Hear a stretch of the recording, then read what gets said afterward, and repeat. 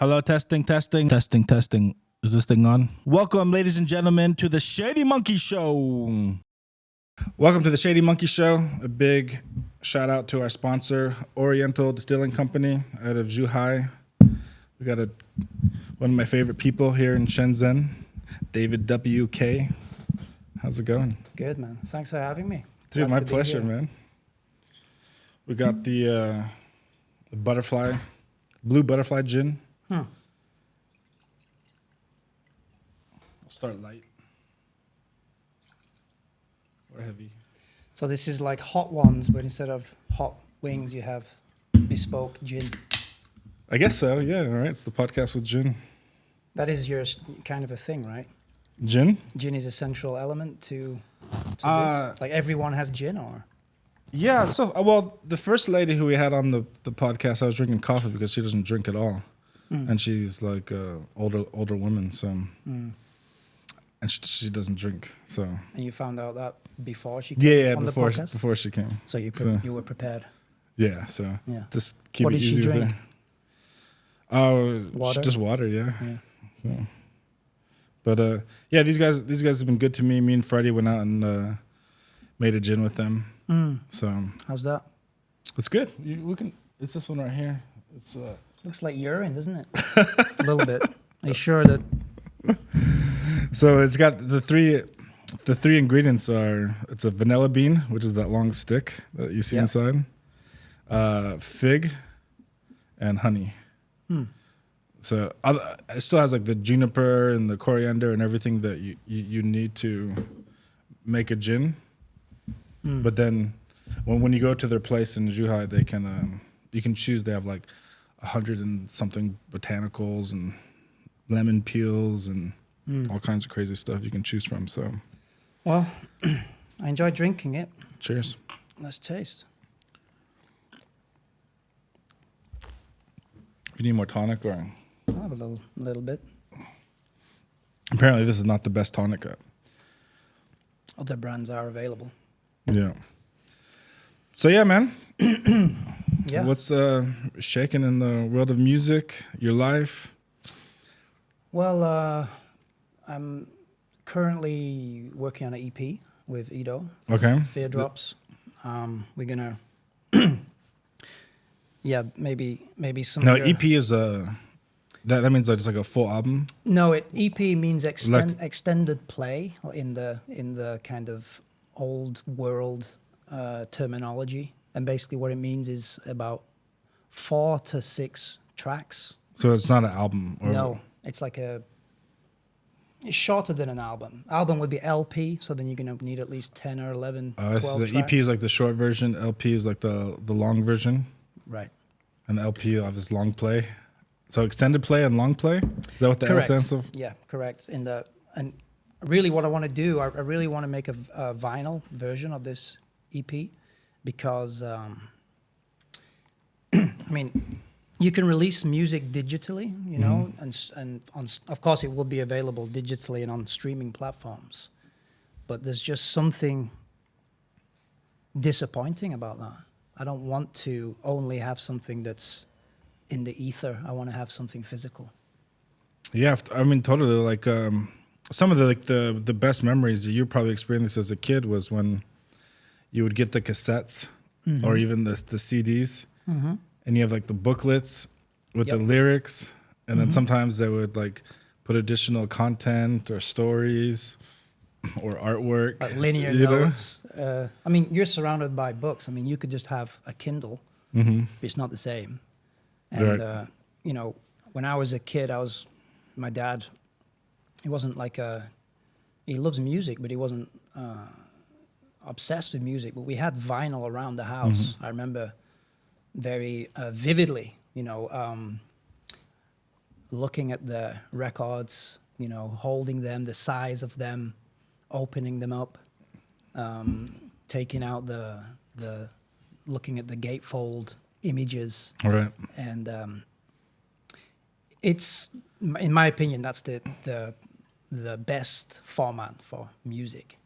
You know, I'm not like one of these kind of Best format for music, you mean like having like the actual vinyl record, yeah. or just a physical copy, I think well, like a cassette I don't or give a a CD? I don't care about CDs anymore. I don't think anybody does anymore, right? No, I don't think so. And I don't think that CDs will make a comeback in a way that vinyl has. Right. I think that's because vinyl is the ultimate format for music in terms of how it sounds and in terms of music as a product, you know, because I it's a bit of a shame that music has become so disposable. It wasn't always like that, you know. When you buy a record, it's something that's takes up space in your house, takes up physical space. It's something that you... Well, it's you had your collection, you know, like that's like your book library, you know, or whatever other collection that you may have. If you collect stamps or pennies, it's physical. Yeah. You can go look through it. Yeah. And you can touch it, you know? Yeah. Like as you said, you could open up the gatefolds. Yeah. Yeah, and you could show it off to your friends, like, you know, look at this fucking Michael Jackson record off the wall, like, or whatever, right? Oh yeah, and that's just something that I think is so cool. And I used to buy vinyl in the UK when I was living there. I would go around the charity shops, and I guess in the US you'd call it like secondhand or thrift shops. Thrift, yeah. So we have so many in the UK. It's like I used to love doing that, and I'd pick up vinyl. You know, it'd be like ABBA records or anything I could get my hands on, and clothes too. I would also be looking for clothes. I always buy all my clothes in these places because you can find some really rad stuff. You know, like random stuff, hats and jackets. And you do this as like a teenager and as an adult? Yep. Mainly as like when I was in my teens, when I started going to university, that's when I started to really get into this kind of thrift shop. Yeah, life. My prom suit was a thrift shop purchase, you know? That's, I mean, mine wasn't actually, I remember, but I wish it, because I would like to ideally get like a powder blue tuxedo with a frilly shirt, you know, like real Napoleon Dynamite stuff. Right. But I think because we don't have a prom, but we don't call it prom. What do you call it? Graduation dance or something like that? Yeah. And because it's kind of a very American thing, right? Prom. But I think now in the UK, the younger generation that really go into the prom thing, like, and they also do the like a Sweet 16 stuff. Right. These kind of American style events. I remember my suit was like I think it was from some high street store, so nothing special. But that was a little bit before I got into I found my own style in terms of like clothing. I think it was after graduation. And then going into university, I remember the big trigger for me was the Strokes in 2001, like pre 9/11. And when I before that, I was like into Oasis, big time. When I was a teenager, 13, 14, that was when Oasis were big, right? Britpop, and you know, Oasis were always like more like a bit sporty, a bit more like lad culture. Right. And I've always been into football, and I was playing football a lot. And then I got into Oasis, and that was like, I was into the music, and I was into the fact that they were northern guys, working class northern guys, and you could relate to them in that regard. And but it was never a fashion thing. I was wearing Fred Perry, Adidas tracksuit. So I suppose in a way it was like some fashion element to it. But it was like a footballer fashion. Yeah, footballer style. Yeah, exactly. Like I'd wear like, you know, a football shirt and some jeans, and then so even though you did have like Blur and Pulp, for example. Yeah, Blur I loved. Yeah, much better. I like Blur much more than Oasis. I don't know why, but I mean, just the sound, I guess. Well, Blur are a more eclectic band, and they've proven over the years to be a much more well-rounded outfit than Oasis were. Are they still together? Yeah, or they making released a music? new album like last month. Oh, really? Yeah. They never broke up. They just, Got quiet for a while. well, because Damon Albarn does so many different projects, right?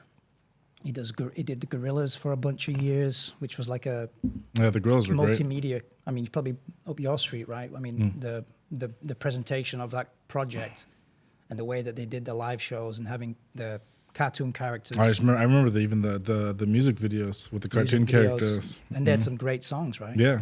And then on top Well, of that, Damon Albarn's done like he's gone to like communities in Africa and made albums with like local musicians in Mali, I think, and then he formed a band with the bass player from The Clash, and a couple of old punk guys. So he's done like many different things, right? He's proven to be an incredible collaborator. And Liam Gallagher is not an incredible collaborator. Right. He's kind of Right. an ego, like asshole kind of guy. Yeah, yeah. He's a one-man industry. And Noel Gallagher is a little bit more collaborative. That's the younger brother. No, Noel Gallagher's the older one. He's But the one who writes the songs. But he's not the singer, right? Singer's Liam Gallagher. Okay. He's like a one-note guy. But there's just something about them. And I've actually been revisiting Oasis these past few months. And I still think that from 94 to 97, they were incredible. Mm-hmm. And Liam Gallagher's voice especially is like a force of nature, the way he sings. Mm-hmm. And their songs are so powerful, but in a way which can be alienating because it is very it doesn't really it's like very laddish, I suppose, but I think if you listen, actually they have a lot of heart, and they have a lot of lyrically they have a lot of things that you can relate to, especially when you're a teenager at that point. But anyway, getting back to the story, after Oasis, I was kind of like a little bit cut adrift in terms of identifying with a band. I started to get more into older stuff, like Velvet Underground and Talking Heads, and started delving more into like older music. And then 2001, The Strokes came around, and it just blew me away, the music. They had that kind of mix of, like sort of late 70s New York, sort of punk, with this like very kind of precisely arranged indie, which was like so tight and like almost felt like computerized. Like the way that the bass and the guitar and the drums are all intertwining, it's very precise. And then on top of that, they had great style. Right. So when I saw the pictures of them, It changed your whole changed my perception of life. style. Yeah. I was straight out to that's when I started going to the thrift stores. I'm like, man, I want to get a blazer, like a bellboy blazer. Right. Drop the tracksuits. Dropped that immediately, like grew my hair, started finding like the Converse, the All Stars, and like, I don't want them new, right? So I'd get them and I'd like ride my bike and I'd like be scraping them. Beat them up. Get them as beat up as possible. Get them grungy. And like your mom is always trying to throw them out, right? Right. Mom, now it's finally, they're good. Like, I don't want new ones. She's like, but they got holes in them. I'm like, yeah. That's the point. That's the whole point. So that was my sort of awakening fashion-wise. I always make fun of like when they sell new clothes with holes that have that look, Yeah. You gotta those holes gotta be earned. Yeah. Yeah. And when I started buying the clothes, because now you can buy these jeans with holes in them already. Yeah, that's what I'm talking and about. all kinds of stuff. But then I really couldn't find anything, and probably because I'm living in a small town, right? So I used to like, same with the jeans. I would cut holes in them, and I'd put them on I remember one day I was in the garden, and You were really into your clothes. Yeah. Holy shit. Yeah. I mean, I guess you still are. You're one of the most fashionable guys in Shenzhen, the most unique fashion. Thanks. In Shenzhen, for sure. I do like, I just think it's like, I really have to be myself, and I really don't like wearing anything other than what I want to wear. Like, not that it's like crazy or anything, but just I I find it very important to express myself with my clothes. You know, I feel very uncomfortable in uniform or anything that I don't like. You know, so I remember I was hanging up some jeans and I'd already cut holes in them. And I had a paint bucket and I was like flinging paint at them because I wanted them to look like I was a painter or decorator or something, Right. you know, like I'd been working. And my dad, he was like what the fuck you doing? he was like pretty angry. He was like, you spent 40 quid on these jeans and now you're ruining them. And I was like, yeah, I am. That's true. You got me. How old were you around this time? Probably about 17. Okay. Yeah. And then, and that's just something that's continued really. Yeah, so you said 2001, right? 2001 Yeah, was so- when Strokes came out, yeah. So it was around about that time that I had like a fashion sartorial awakening. Right. And then because also when you get a bit old, and I left for university, and then all of a sudden, all of the rules of your local town don't apply anymore, right? You're in a Right. big city. You can do the fuck what you want. You can do right? whatever you want, so you can start going a bit wild, which is what most people do at university. So then I could really just do whatever I wanted, you know. Whereas when you're at home, you're living in a small town, you don't really feel, and you're young, you don't have the confidence, right? Right. At least I didn't. Well, you don't have the peers that are like into the same things that you're into. Well, I had some friends, like they were, because I was in bands at that time, but I don't think they were as into the fashion as I was. I was like always more, I mean, for me, the music and the fashion is just completely together. Right. You know, I like, it has to be, because it's real, you know. It's like you're not pretending, this is who you are, you know. So I'm always a little bit suspicious of bands that don't have a style or something, you know?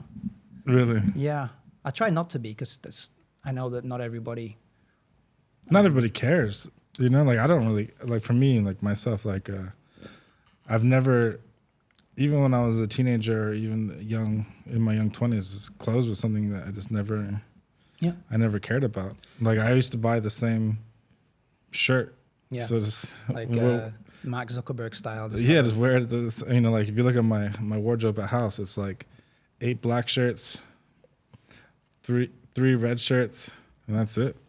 Yeah, You I mean, know? that's fine. I've got friends like that too, but for me, I could never do that. And when the bands that I've always loved always have a style, Right. like a last gang in town kind of mentality, you know. And I really place a lot of, I just respect people who are individuals, you know. And we doesn't have to be clothes, of course. It can be different things that they do, you know, but they're doing it from within, you know, expressing themselves. Right. So Now, how'd you first get into music? I think it was, like Like, was it your dad, like, here's a guitar kid, or gonna No. send you off to some music lessons, or? No, nothing like that. Just always just self-taught, and I'm not like a great musician. I cannot play the guitar like your friend Kurt, for example. But you're a great songwriter, though. Yeah, I'm more interested in songwriting. Like the guitar is just a vessel to express myself and to write songs. That's what I like to do, and produce music. And so it's a bit more like a punk rock kind of idea, even though the music is not punk. That kind of like, you don't want to be too good, because if you're with a certain level of You don't want to be like a Steve Vai? yeah, I think that, I mean, it's good. It's not for me, but I understand why people would like that kind of thing. And I do like excellent musicianship as well. But the stuff that I really like is less to do with the competency of the musicianship, more about the message and the overall Delivery and style of delivery, tone. Exactly. Yeah. So I started my first band like around the time that Oasis were big. Mm-hmm. So when I was like 13 or 14 with the school friends, and just always been in bands since then. And I did take one guitar lesson, but I just found it too boring. I couldn't. he showed me like 4 or 5 chords, and then I was like, okay, C-A-D. exactly, and I'm like, I'm good. I couldn't really get into the lead guitar playing. I just wanted to play the chords, and that Play was the rhythm, I guess, what they call it. Yeah, the rhythm guitar. That's. I guess I've developed a little bit since I was 15, but not a great deal, But it's, I'm more interested in the songs really. Yeah, like my parents, when I was a kid, they always pushed music on me. I don't want to say push, but like it was something that I had to do, go to practice. They bought me a piano.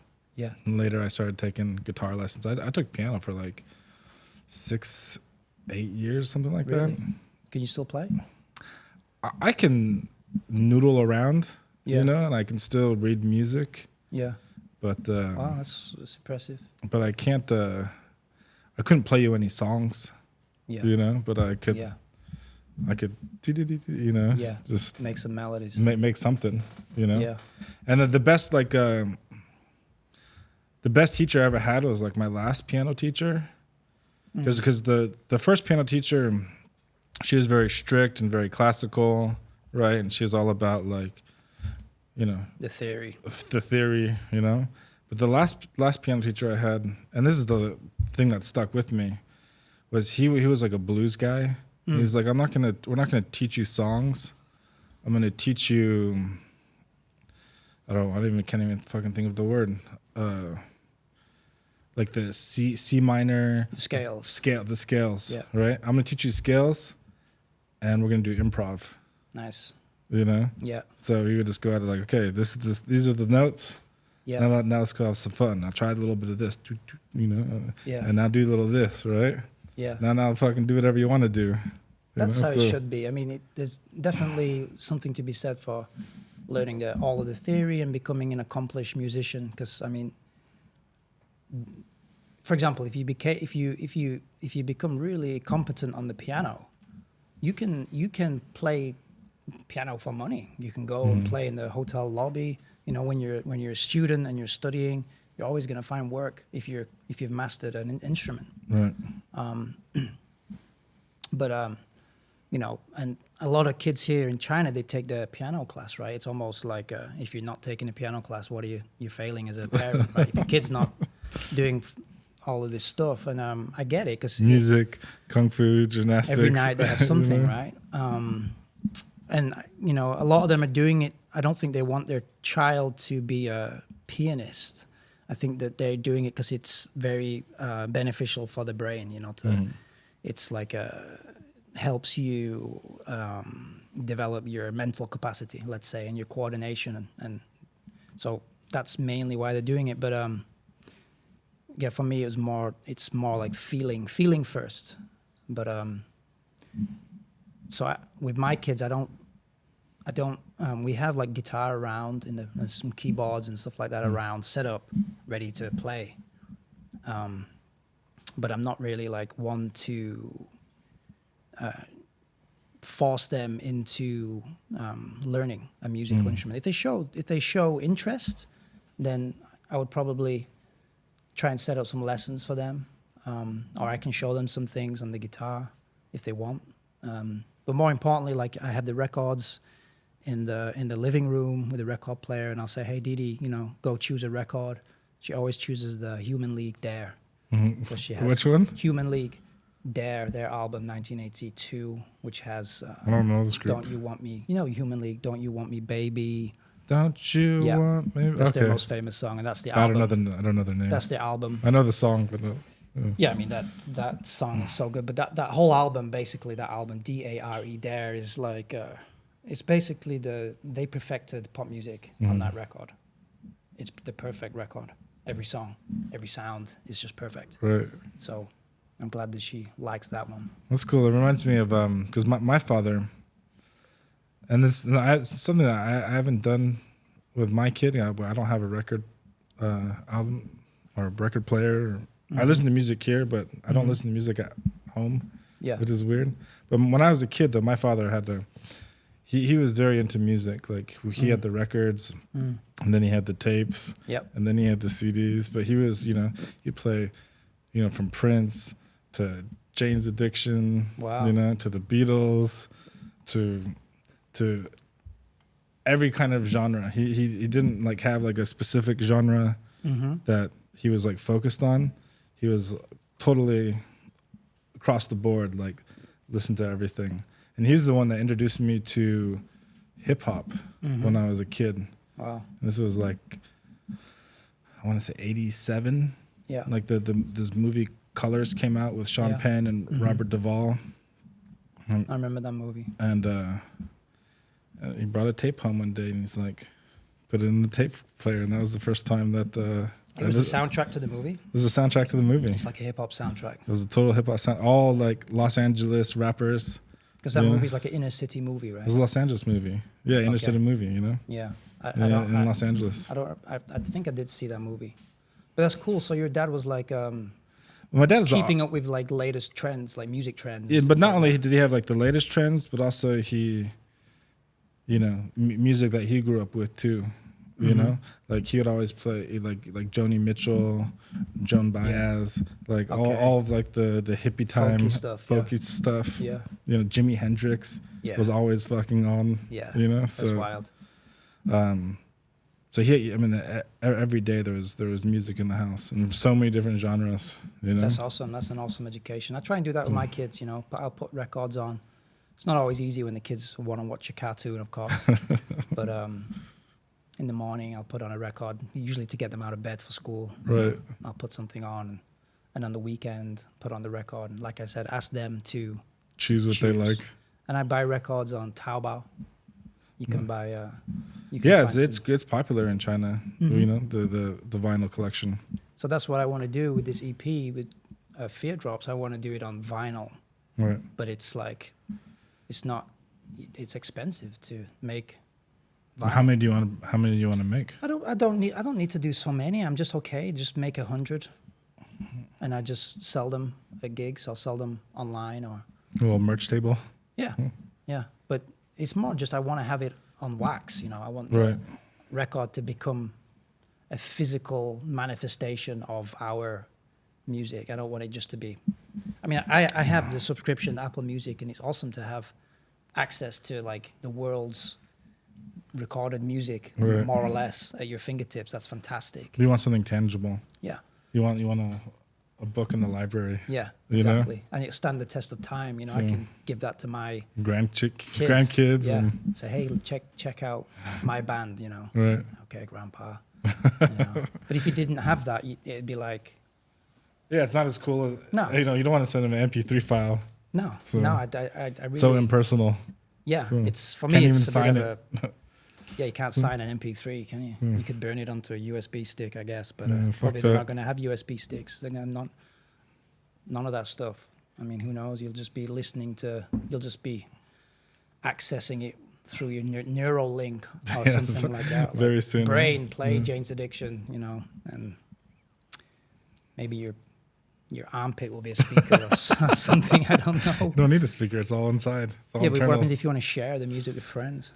Oh, it'd be linked, yeah, of course, yeah. Play Jane's Addiction in Shady's brain. Yeah. Do you accept Shady? Ding. Yeah. Notice you have a typewriter here. Yeah, so I bought this for, you know, I've been trying to go back to a little bit of, it's in line with the conversation that we were having with vinyl records, and it's that tactile feeling. So I bought this typewriter, which I used in the intro for my vlog. Sometimes I'll write little love letters and put on my wife's desk before she comes to work. Really? So. Wow, that's so sweet. And then my newest purchase is grab the camera. I just picked this up last month. So I started shooting film again. Nice. So this camera here was the camera that my dad had, not the same one, but the same model when I was a kid. And he would make the family pictures with this camera. So like he had a picture of me and my mom and our life, all shot on this camera. And then I was, you know, just kind of like reflecting about, you know, technology and memories, and you know, like my grandma, and my great grandmother, and my mother, they all had like family albums of, you know, pictures of our trips, of birthdays, of whatever, you know, everything. So there's always that one picture of you naked that your parents pull out You're right. when your girlfriends come around. yeah, like in the tub or in the sink or some shit That's the like one that. negative thing of having these photos lying around. But it's true because, you know, I have all these photos, but they're on some hard drive somewhere. Yeah. And unless you're like really organized. I mean, you could do it. Like you could, you could take pictures with your phone and send them to a printer or print them out yourselves. Sure.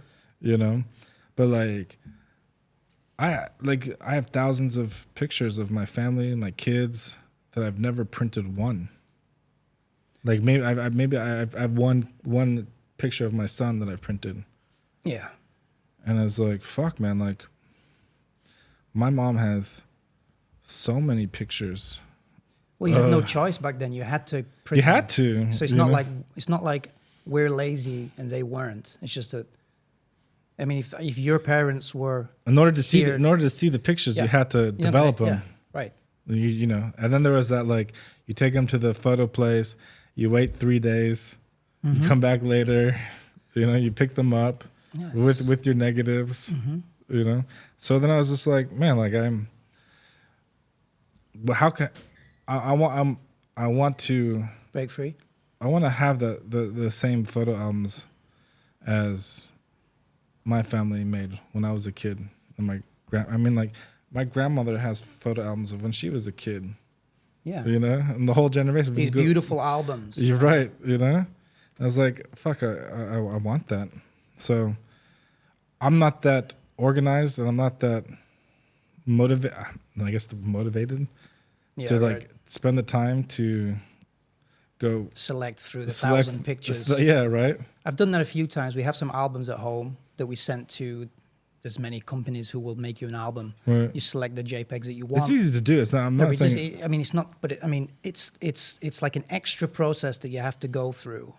And in any case, but it's the same though. Like it's also an extra process. You have to send the film to a developer, or you know. But I was just like, you know what? Like this forces me to do it. This forces me to like develop the pictures. Well, it's like the limitations, like technological limitations. It's like a little bit similar to making music. You have like now when you're making music, if you don't have a good vision, you're overwhelmed by choice because you have all of these VSTs where you basically got access to every single keyboard ever.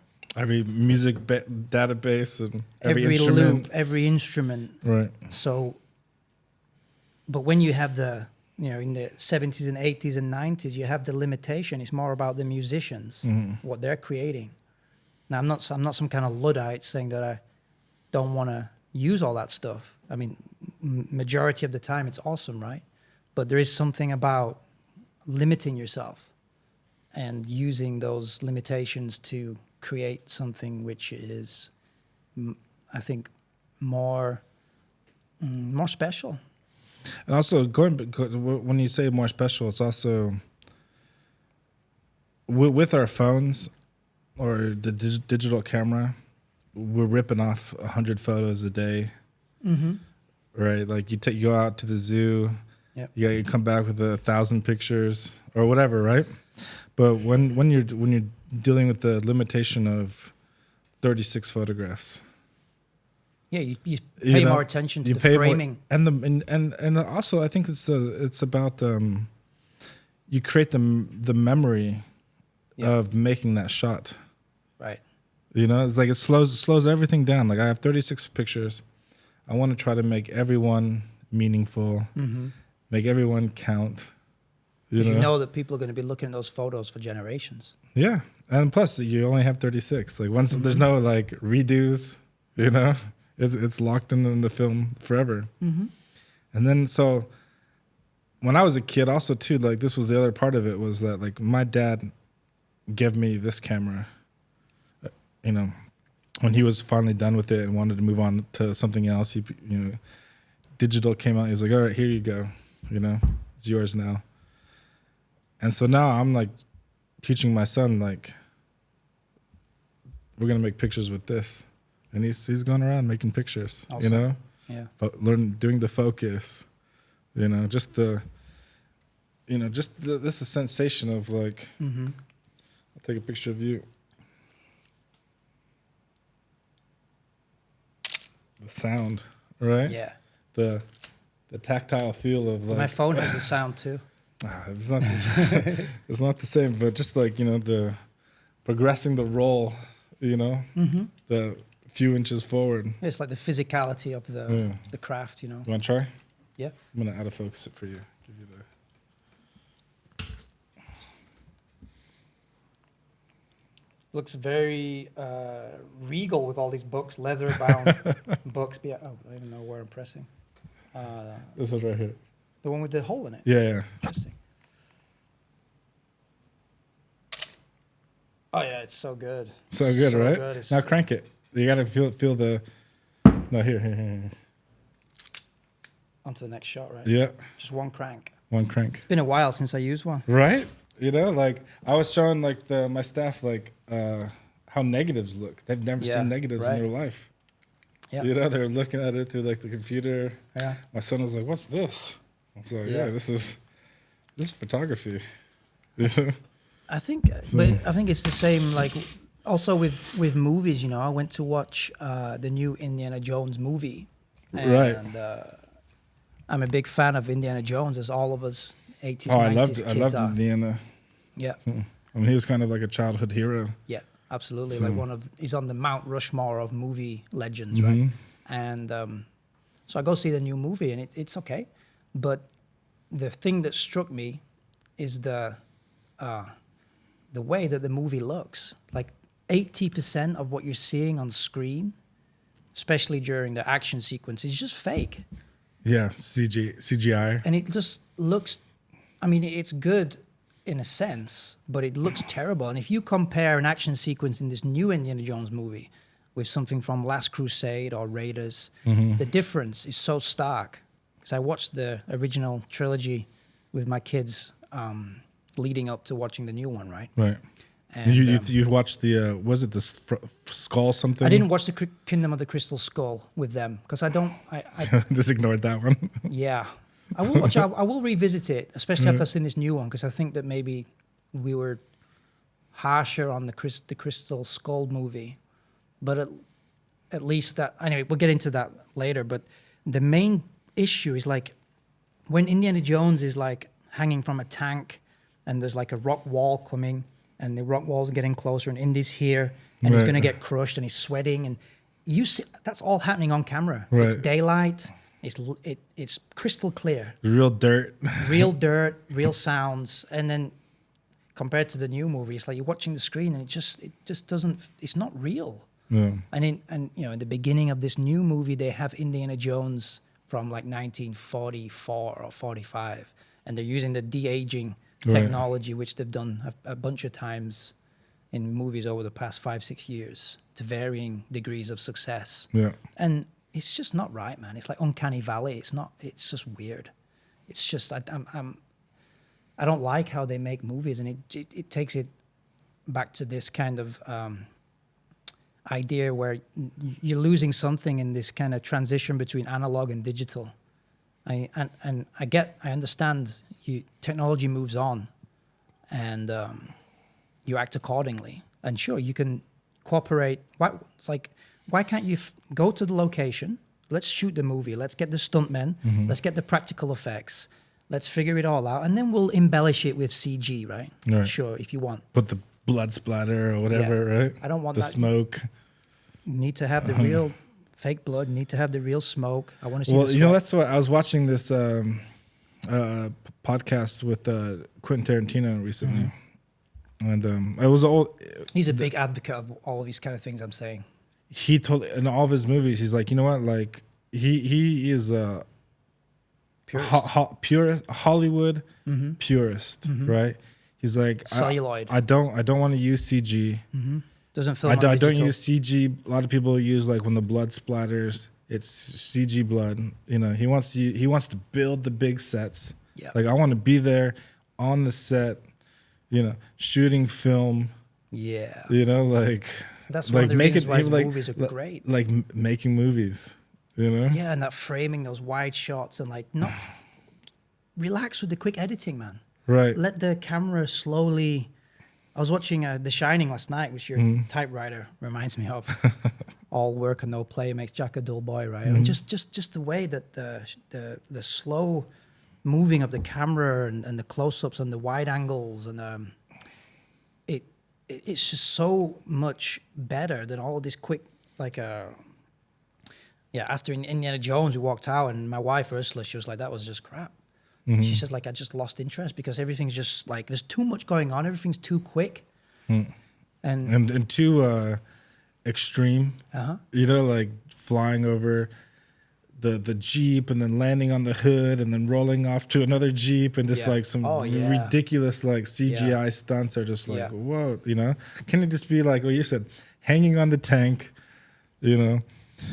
About to get crushed as the fucking tank barrels like grinding against the sand, and you see the barrel of the tank going in, right?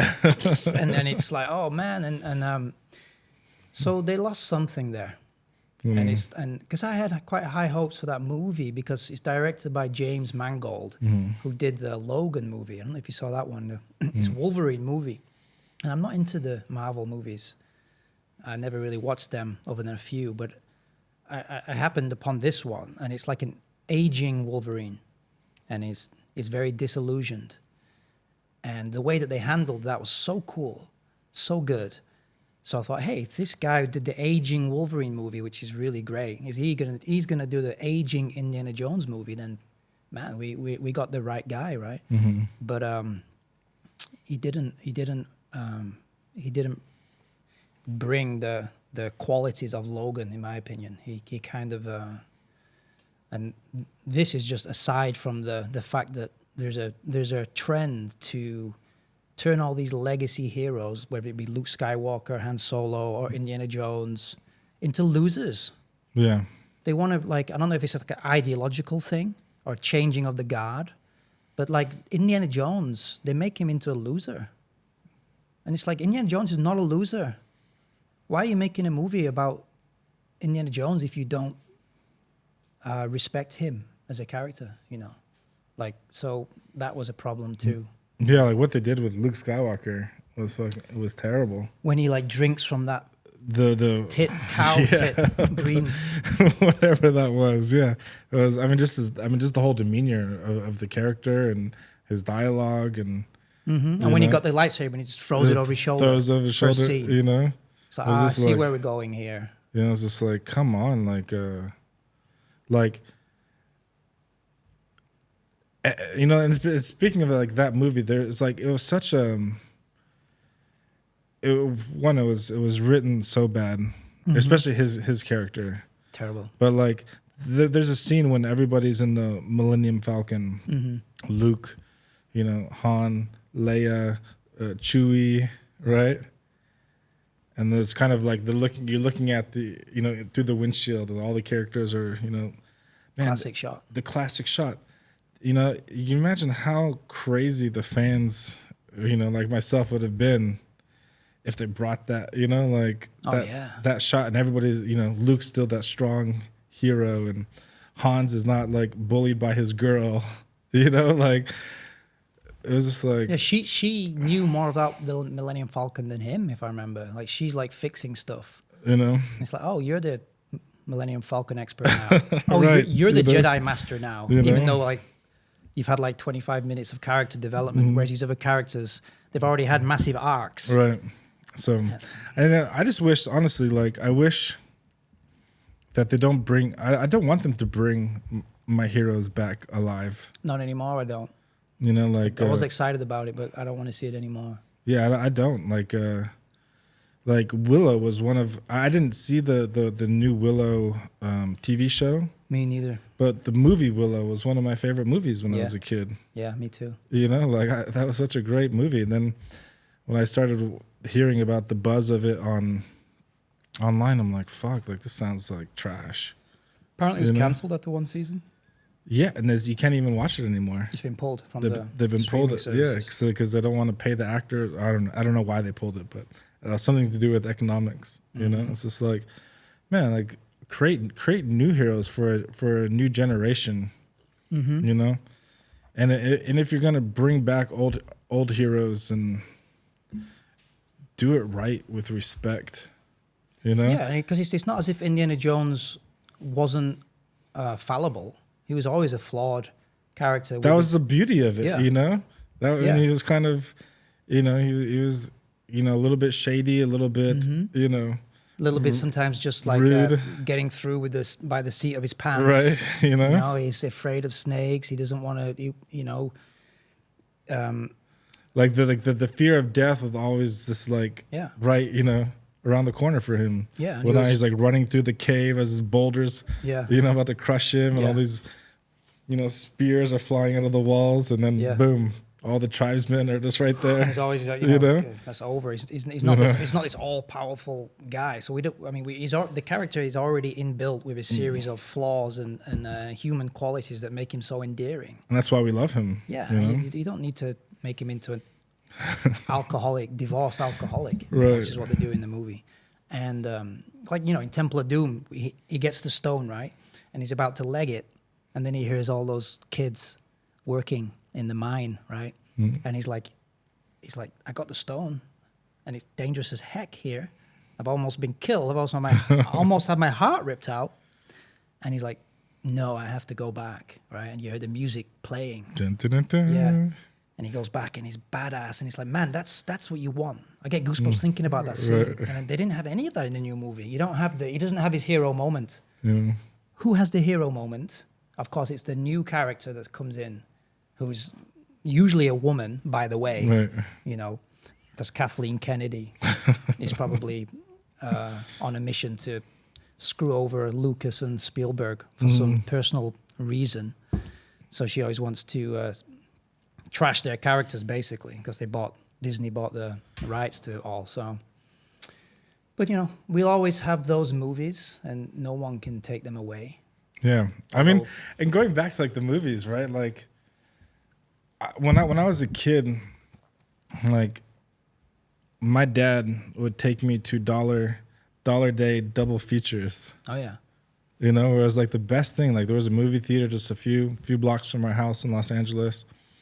We would go, you know, see the latest film. Yeah. You know, it's probably like the last week of its showing. Right, You so know, dirt cut cheap, price, yeah. cheap, double feature. Yeah. You know, you spend all afternoon, yeah, you know, in the theater. yeah. And it's like you remember going to, you know, the movies. You remember being in line for the new movies. You know, like and I don't have that feeling anymore about going to the movie theater like I did No. when I was younger. You know, just because like I think we're way over saturated with online content, streaming content. It's not as a significant experience Yeah, because as it was, you know, Right. and if you wanted to wait to watch the movie on VHS, you'd have to wait like over a year before it went through. So now what is it, like a month and a half before the immediately as soon as it's pulled from the theaters, and even now a lot of movies, they're available concurrently. You can buy a movie for £15 to watch at home instead of going whilst to it's the on in theater. the cinema. But I mean, people also have like pretty much home cinemas set up at home. Right. You know, the level of the size of the TV that most people have at home. Yeah, and you have your surround sound system and So I mean, it wasn't like that in 1992. right, You know, you just have some big crappy big box. I mean, they were great TVs, but I mean, there was no it wasn't the cinema. Right. It was just a TV. So I remember probably the best cinema experience of my life was Jurassic Park, Okay. the original Jurassic Park. That like blew me away, man. I Right. was so thrilled by it, the sound and the effects. The visuals were unbelievable, Visuals. It was so scary. especially when you saw that like Brontosaurus for the first time. Yeah. You know, and Yeah. how big it was Yeah, and how the- real it yeah, looked. and the music swelling. It was like, Right. man, those are the moments. And then you know, my kids are into Jurassic Park, and they have the Jurassic World franchise now, right? Which the first Jurassic World is not bad. I like Chris Pratt. Yeah. I kind of like that movie, but then the sequels are just trash. They just lost That's why I like Tarantino. He's not lost. He knows what makes cinema good. You know what the thing that when I was going back to him like about this podcast was that he's said that he's only going to make 10 movies. Yep, I love it. And stop. I love it. I mean, you know, yeah. Which was like it was on the Joe Rogan podcast, and Joe was like, "Man, as a fan, that's so heartbreaking because every movie that you make is phenomenal. Like the movie that I'd have to watch again because I don't remember. I think it was Jackie Brown. But like if you look at every single one of his movies, they're just amazing. Absolutely, yeah. You know, like Kill Bill was fantastic. You know, Django was fantastic. Inglourious Bastards was fantastic. Once Upon a Time in Hollywood was amazing. I love that. Although the Inglourious Bastards, not my favorite. It was a great movie, but not my favorite of his. You know, but Pulp Fiction.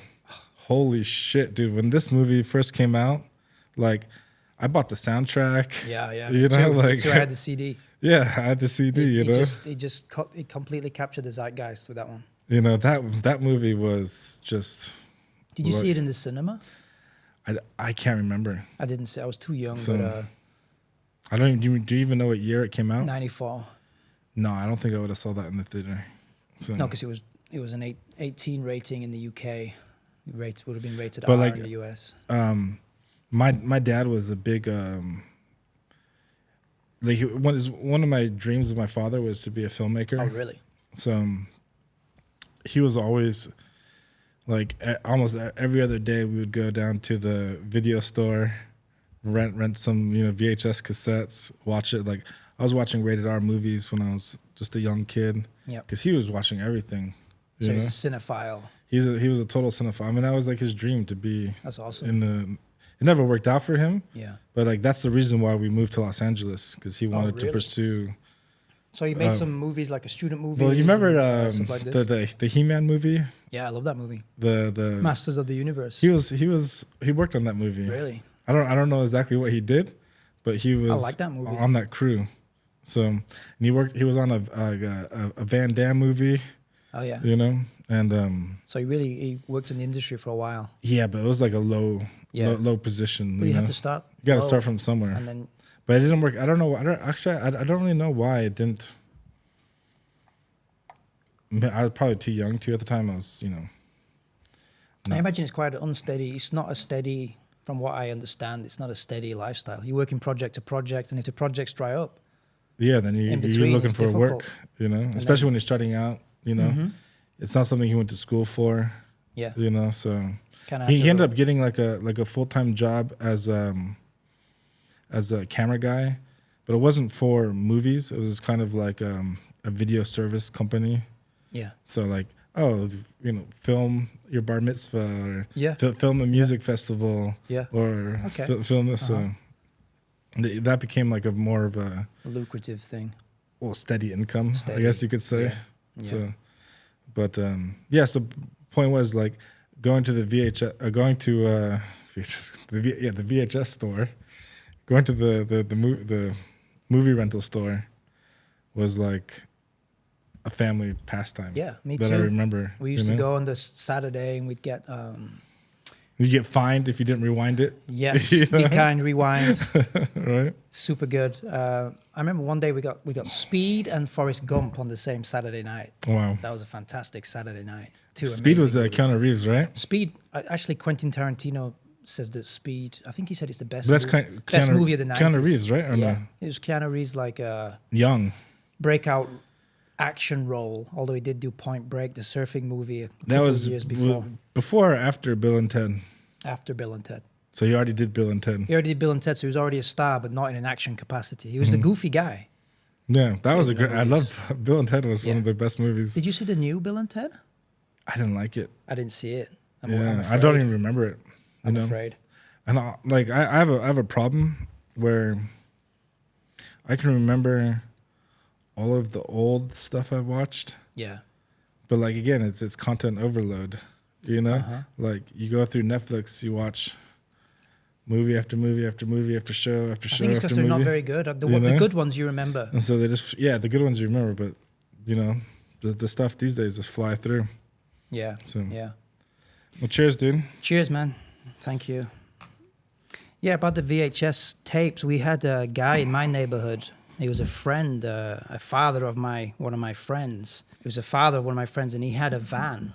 I might have told you before, and he gutted out the van, and he built a VHS rental store in his van, a mobile VHS rental store. And every Saturday night, he would come to your house and pull up in your driveway. Like you would call him up, say, "Hey, I need some." No, I don't remember calling. He would just do the rounds like the milkman. He would just do or the like rounds. ice cream trucks. Yeah, he would just come every Saturday, like 4 or 5 o'clock. And like he came to your house, or like he was going to be on this corner. He would park right outside my house. Wow. And we would just go into his van, and of course, because the guy who had the VHS van, I was friends with his son, so of course we had access to videotapes that we would not normally be able to view. Mm-hmm. So that's when a lot of my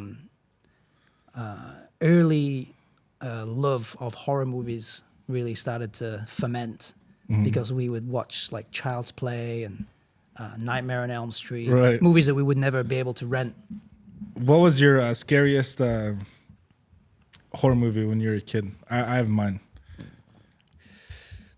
I would say Nightmare on Elm Street was one that I was afraid of. Like the whole concept of that movie, from a child's perspective, is very frightening. Mm-hmm.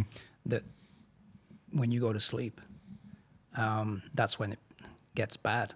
Right. And also, so that was like number one. Like psychologically, I think that's a very effective premise for a horror movie. And in that first Nightmare on Elm Street movie, it's executed really well. And there's some scenes in that movie, I don't know if you've seen it recently, that are very upsetting. Like the scene when she's in the school and she falls asleep in class, right? Because they're always trying to stay awake, right? Right. But she kind of dozes off, and you never know if like they've dozed off or they're awake. So it's a bit discombobulating. And then you see this like body bag getting pulled down through the school with a trail of blood, and it just really, I found that really frightening. So those movies, and also I remember going to the VHS stores, like you were saying, and always they'd have like this was in the late 80s when the sequels are really coming quite thick and fast of that franchise. I was never allowed to see them, but I would watch them with my friend when his dad was away. And I remember oftentimes they'd have like a big cardboard cutout of life-size cardboard cutout of Freddy Krueger in the local video store. Right. And it was one of those things that you're like, I'm fascinated by, but I'm also very afraid of. So I kind of, I think that's my most feared horror franchise. Mine was Pet Cemetery. You saw that one? I've seen it, yeah. It's great. Is that the one where the kid runs into the road, right? Well, it's when the they're living out kind of like in the country and the pet dies. Yeah. I don't remember if the kid, it was so long ago. But there's a big, because there's a big road, right? Outside their house, and the truck runs over the kid. And that's a really iconic scene. Was it? And they buried the kid in the graveyard. And it wasn't the wife? No, he's a little boy. Yes, Gage, I think he was Yes, you know it better than me. It was I probably haven't seen it since I watched it as a kid. Because like I think the premise is the pets are kind of coming back to life, right? So they put the kid in the same cemetery. Right. It was like an old Indian burial ground or something, right? Yeah. And because they think like, hey, maybe the kid's going to come back to life because all these cats have come back to life in a weird way. Let's do it with this kid. And of course it goes horribly wrong. Yeah. But that is a good one, yeah. Yeah, that one, because like one was about like it was in the country, and at that time when I watched it, I was living in the country. I had a cat, and literally right outside our house was the Indians. They used to have these holes. They'd make these holes in these boulders. They would grind like the acorns, right? Mm-hmm. Like to make food. Yeah. And had one of those. Literally, like, you could see it from our kitchen window. That's scary. You know, so like it was like a big Indian country place. For sure, there was Indian burial sites around. Well, a lot of movies, like famously the Poltergeist movie, which is one of the like movies I watched early that scared me. That's famously but that, you know, the whole production of that movie is like, it's the Poltergeist curse, right? Yeah, have you heard about that? I'm vaguely familiar, but I couldn't tell you anything about it. Well, it began during the making of the movie. There was a lot of accidents on set, injuries, cast and crew getting injured, and it's like freakishly. Yeah, I can't recall any of the accidents on set, but it's all pretty well documented. And then it started to really kick in soon after, before the movie premiere. The girl who plays the older sister in that movie, she got murdered by her boyfriend. And it turns out, and then also through the sequels, this curse continues. Many cast members died, and the little girl who plays, what's the name of the girl? Can't remember her name. She died, and that was a big scandal in Hollywood. There's a lot of dark rumors about that. But anyway, putting that aside, the origin for the curse is that in Poltergeist, there's the scene towards the end of the movie where they're building a pool in their backyard, right? So there's a big hole. And the father of the house, who works for a real estate company, he learns that they built the estate where they're living on an Indian burial ground. And he learns that they just removed the headstones and relocated the headstones, where he was originally assured, because he was in on the project, right, that they removed the graves, but actually they just removed the headstones. And anyway, in the movie, there's a scene where there's a big storm and skeletons start rising out of this swimming pool that they're building. And apparently they use real life skeletons in this. Not like some plastic or... No, they use real skeletons from India. Holy shit. And they used to do that a lot in Hollywood in the 80s, because it was much cheaper to get these real things skeletons imported from India than it was to fashion realistic looking fake skeletons. Right. And none of the cast and crew, well, I guess some of them were, but the actors certainly weren't aware of that. Right. They just show up and read their lines, you know? Right. And that was apparently the origin of this curse. Wow. Yeah. That's wild. Mm-hmm. Yeah, that's I've always also had like a fascination with horror movies. Yeah. And you know, like one of the dreams that I've never made come true is I've always wanted to, you know, because Halloween was always my favorite day of the year. I don't know if you guys celebrate Halloween in UK. My favorite holiday. Yeah, it's number one. Yeah. And I've always wanted to make a short horror film every Halloween. Yeah. But did you make one? Never. I'm not a writer. So like I'd want to find somebody who could come up with the story. Yeah, or at least the concept, you know, or the dialogue or whatever else would I mean, I could definitely like film a scary scene, you know. But you would like to do that. But I don't have I'd want it to be like a team effort, you know. Well, making movies is a massive team effort, isn't it? For sure. You have so many different disciplines. That's what I think. Yeah, I would like to have been involved in movies. I think because I just love that kind of group effort. You know. Well, that was my dream when I was a kid. Like, like your dad. Exactly like him. You know, like I wanted to. My teenage dream was to be like a film director. Yep. You know, to make movies, tell stories. You know, not so much as a writer. I mean, more like a technical director. Yeah, like the creative vision of the story. Mm-hmm. You know, I guess it's the same kind of concept when you make any kind of video, right? Your execution of the visuals. Yeah. You know, that's what I was into. You know, the look, the style. Yeah, I like that too. But creating the concept, Yeah, that's more tricky, isn't it? It's more well, tricky. It's not more tricky, but it's. I mean, you can. Depends on your skill set, you know. Yeah, like I have I have a lot of ideas, but like when it comes to like writing like a dialogue, you know, or like Yeah, like a convincing conversation, you know, it's a little bit more. Not really my bag of apples. Yeah. So I had one idea for a horror stories, like, you know, when you go to, for example, you're on an airplane and then you arrive at your destination. Maybe you're arriving home after your vacation, and maybe they lost your luggage, right? mm-hmm. So then maybe a week or so later, they ship the luggage to your house. So I had this idea, like that's the situation, and then they eventually they ship your suitcase to your house, and it's locked, and you don't have the key, and so the suitcase is like in your mom and dad's bedroom or in the cupboard or in the basement, wherever, and then there's something inside the suitcase. That would be the premise. I think it's not bad. Yeah, it's pretty good. Yeah. But then from there, I don't know. I never developed it. But you could like do a lot of stuff with this suitcase. And the sounds coming out of it. Right. You know, you realize something's amiss. Someone's like nudging it from the inside. And like you go down and it's moved. Right. And then, you know, just endless. Like again, it's like you have this concept, but then you need to flesh it out and have a beginning, a middle, and an end. And, but like visually, make the story arc. Yeah, you know? Yeah, that's where I would struggle. But like in terms of like but you're such a brilliant like writer when it comes to music. I think probably if you sat down and write something, like you never like did like wrote short stories or.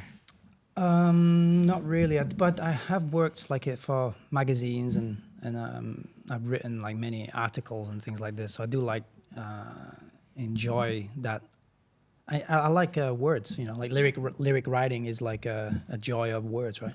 Creating images. I like to create images with words, few words. But no, I never really. I tried to write a book like when I was a student, but like probably gave up after like 50 pages or something. And then, I was in a horror movie one time though. I played a zombie in a student horror film, which is on YouTube.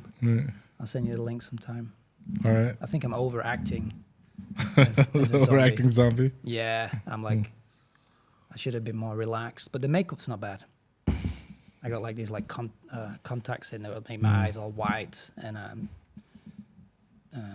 but like zombie movies are like not my favorite genre of horror movies. You like hack and slash?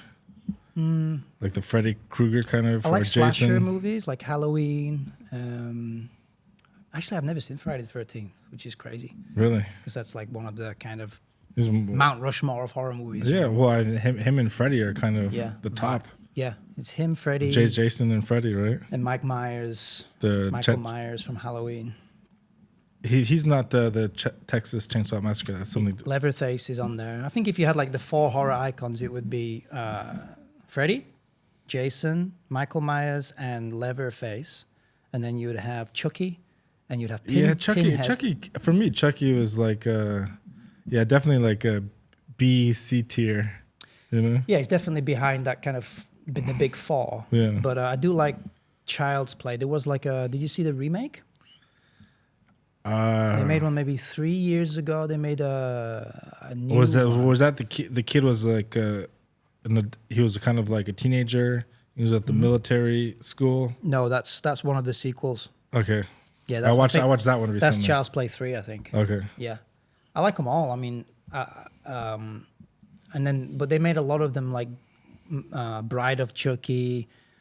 These are ones more in the 2000s. Right. I kind of fell off there. Yeah, I didn't watch any of those. But I remember when I was a kid, the Chucky franchise gained infamy because there was this horrible case, true crime case in the UK in 1993, the murder of James Bulger, who was a 4-year-old kid who was abducted in a shopping mall in Liverpool. His mom nipped into the butcher's and left her son. Like in the car, or? No, she left him just outside the store, just in the mall gangway for a second while she went in to get some meat or whatever. And when she came out, he was gone. Fuck. And she was there like, I don't know, 30 seconds or something, you know. He was just right outside. and the CCTV footage captured what happened. And these two, like 7 or 8 year olds, they would have been the same age as I was at that time, little kids. You can see them in the CCTV footage. They get the kid and they just walk out of the mall with him. And then the mom comes out. And so kids took this kid out. Kids who were like 7 or 8 or 9 years old. These kids who took this kid. That's crazy. And what they did to him is horrific. I won't go into details here. But it was like those kids' parents they violently murdered him. But like the kids that took him out, like it was their parents or that did the bad things. No, it was the kids. Oh, so the kids did this. Who abducted this child. I was thinking that those two kids were being used by like an adult or by someone else to like, hey, go get that kid and bring him over here. It was kind of a landmark case because they were, it's all about like how you bring children to criminal justice, right? Right. What system do you put them through? Because they're children. And a lot of laws were changed after because the way that they were tried was seen to be like inhumane because they were kind of tried as adults or something. Yeah, something like that. Amazing. I've read books about it because it was just something that like it was 1993, so it was just something that when I was a kid it was like a big thing, and what they did to the child was really bad, really bad. But apparently these kids were they watched Child's Play 2, I think it was. And some of the things that they did to the child was directly influenced. Were directly influenced by the movie. So, Child's Play was like gained quite a lot of infamy at that time, which brings you back to that kind of debate that Quentin Tarantino had. Did you ever see that one where this Channel 4 in the UK, a news journalist, a reporter, whatever, was interviewing Quentin Tarantino? I think it was the time of Django Unchained, and he's talking about on-screen violence. And the reporter is basically getting like, why you have so much violence in your movies. Oh, was it like it's an infamous one where he's like, I'm shutting your ass down, Quentin Tarantino's. I don't want to answer these kind of questions. Was that the one? Because also like, no, that was Django. I was thinking of the Hateful Eight. Because he got a lot of shit for the Hateful Eight. He always does with the violence in the movies. Because that one was just like the guy, Kurt Russell is just beating the shit out of that girl, like the whole intro or the whole movie, Yeah. He's like, it doesn't matter if it's a man or a woman. This is what happens. This is what happened, Well, that's what I like about him. He's not going to change his cinematic vision to fit in with the current sensitivities of the age. He's presenting, first of all, a fantasy vision, and I think it's a filmmaker's prerogative to be as violent or as unviolent as they want. I mean, and this is something that Tarantino's faced time and time again, and he doesn't want to talk about it anymore. So he kind of closed the interview and stood up and walked off. It's quite an awkward. So you can see it on YouTube. It's an awkward situation. Now, I don't know, like how much movie... I mean, I can watch like very violent movies, but like most people, it's a movie. But this is why, children shouldn't be watching violent movies, right? That's for sure. That's why you have the rating on the videotape or the cinema door. That's why we have the classifications. It's a hard thing because like, with the world that we live in today is that violence is such a part of entertainment. Like you just think about like the video game world. Yeah. Where literally like the most popular games in the world are you're shooting each other. Right? Like the Call of Duties. Or the PUBG or whatever. Grand Theft Auto. Grand Theft Auto. Showing my age a little bit. Yeah, Grand Theft Auto is they still make those games, right? When was the last one? Like Vice City? Vice City is the number one most selling game of all time. I mean, you can do whatever. That's crazy. I mean, Vice City was released so many years ago, and it's still the best selling game of today. Oh, really? Not Vice City. The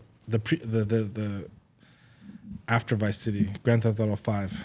Yeah, which, You know. yeah. We're on 5 right now. They're making 6. Okay. But the concept is still the same. The game is still the same, just better looking, right? Yeah, But I mean, it's the Grand Theft Auto series is the best selling series of all time, of all Is it? games.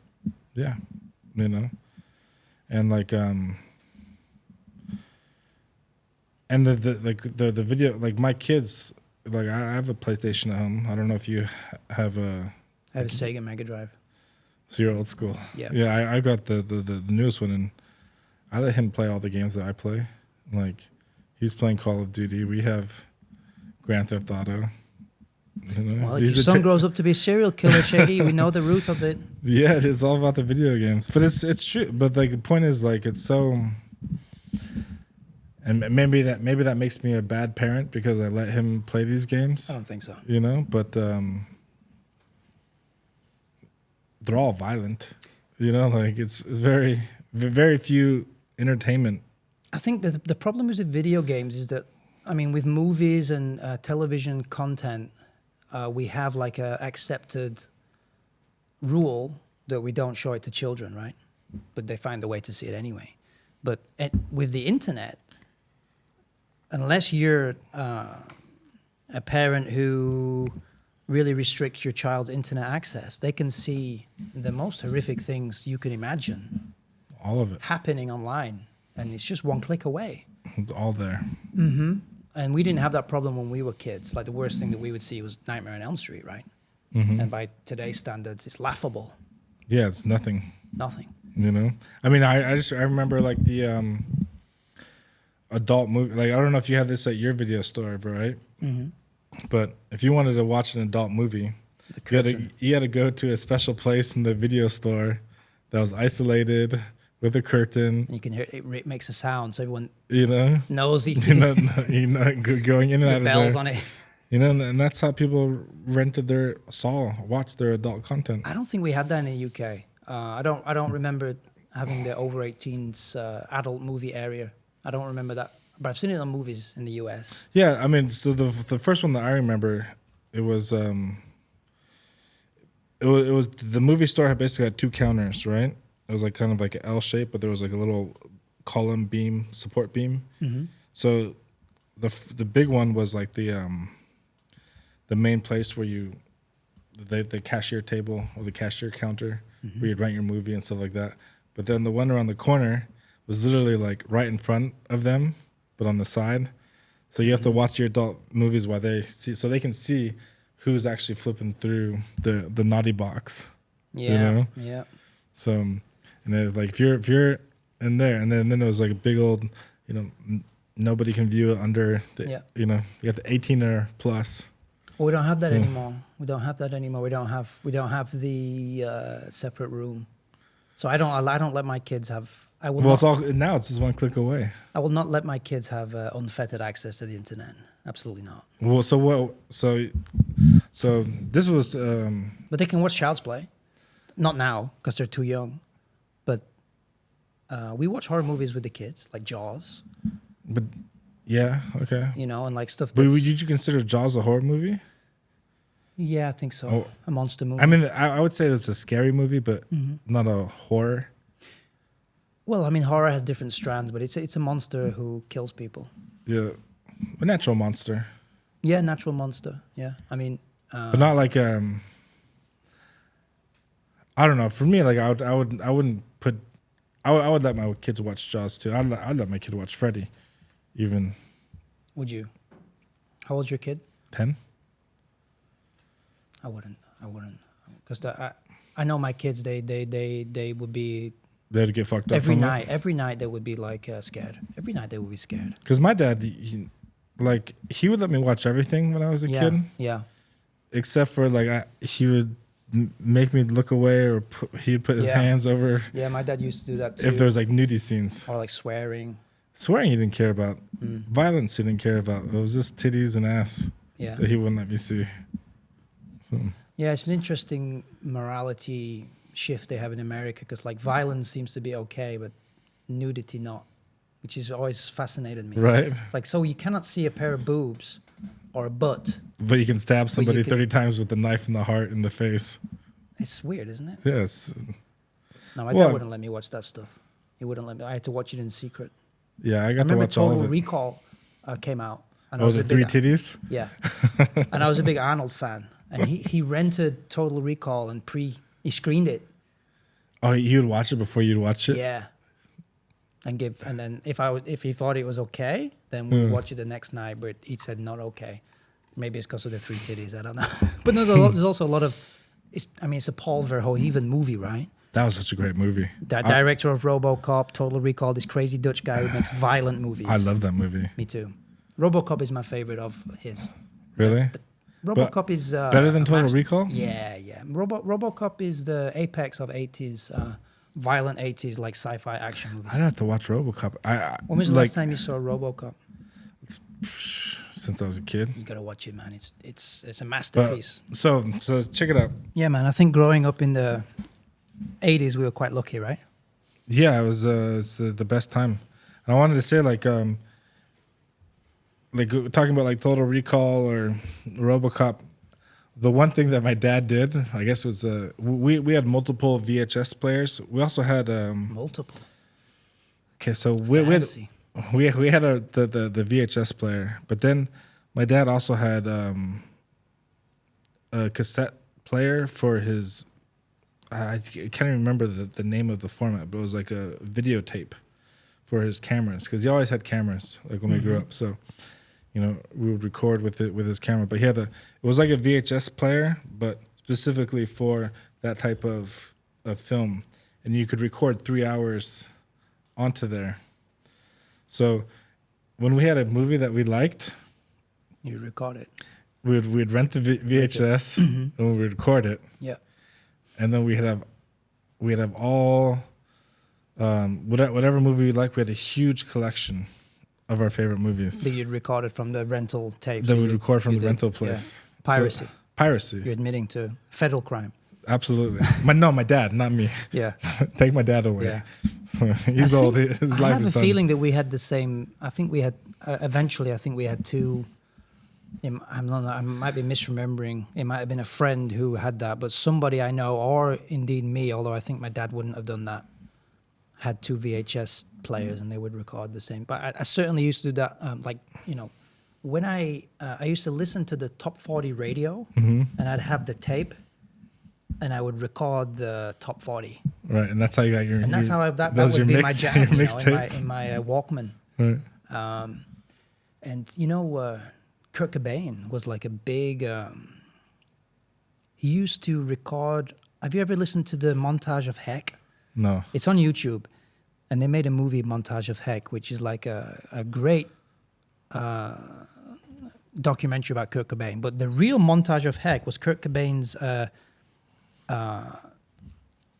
cassette tape, mixtape. He would like sit at home. He's like writing songs with his turtles in his bathtub and his stinking apartment while his girlfriend's out working. And he would just like tape commercials from the radio mixed in with him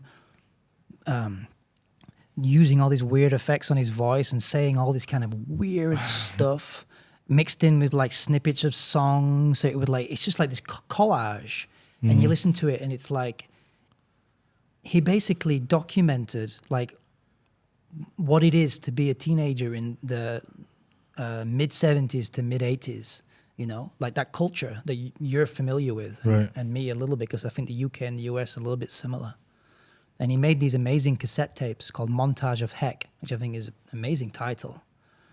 And Kurt Cobain made these? Mm-hmm. Yeah. So this is like his pre-Nirvana, when he's just like little project around. Yeah, a little side project, because he was like an artist, Right. He would do paintings, sculptures, and he'd make these sound collages, and they've been uploaded onto YouTube, and they're pretty trippy, interesting listening.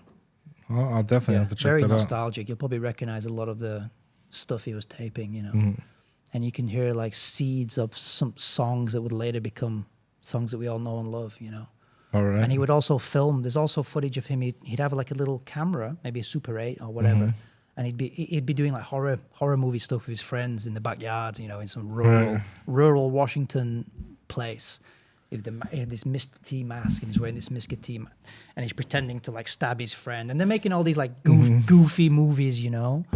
And I think that like there's just like an innocence to that kind of, not that like stabbing your friend in a Mr. T mask is necessarily innocent, but it is in a way, isn't it? Because it's like you're using your creativity to try and make an image on film, you know. Oh, telling a story. You're telling a story, and it's like this kind of this the seed, the genesis of creativity. And the problem is like I'm getting older now, so like people are doing that now on TikTok, right? People are doing equivalent things, but they're just using the. I always wonder, like, if Bob Dylan was 16 now, what would he do? What would he be doing? He probably wouldn't be playing folk music. He was playing folk music because when he was 16 in 1957, that's the stuff that was coming through town. Yeah. And he would go and see them in the bars. And now he would probably be utilizing TikTok, and he would probably be I don't know what music. He wouldn't be making folk music. So like, how can you identify who's the new Bob Dylan? It's not going to be some guy with a guitar. It's going to be some guy with a TikTok channel making like a cloud rap or something. But like, I cannot really identify with it really anymore. I don't know youth culture anymore. Do you? No, I don't. I don't know what it is. Like when I see it, probably like my mom. I mean, I know. I could describe what it is. I know.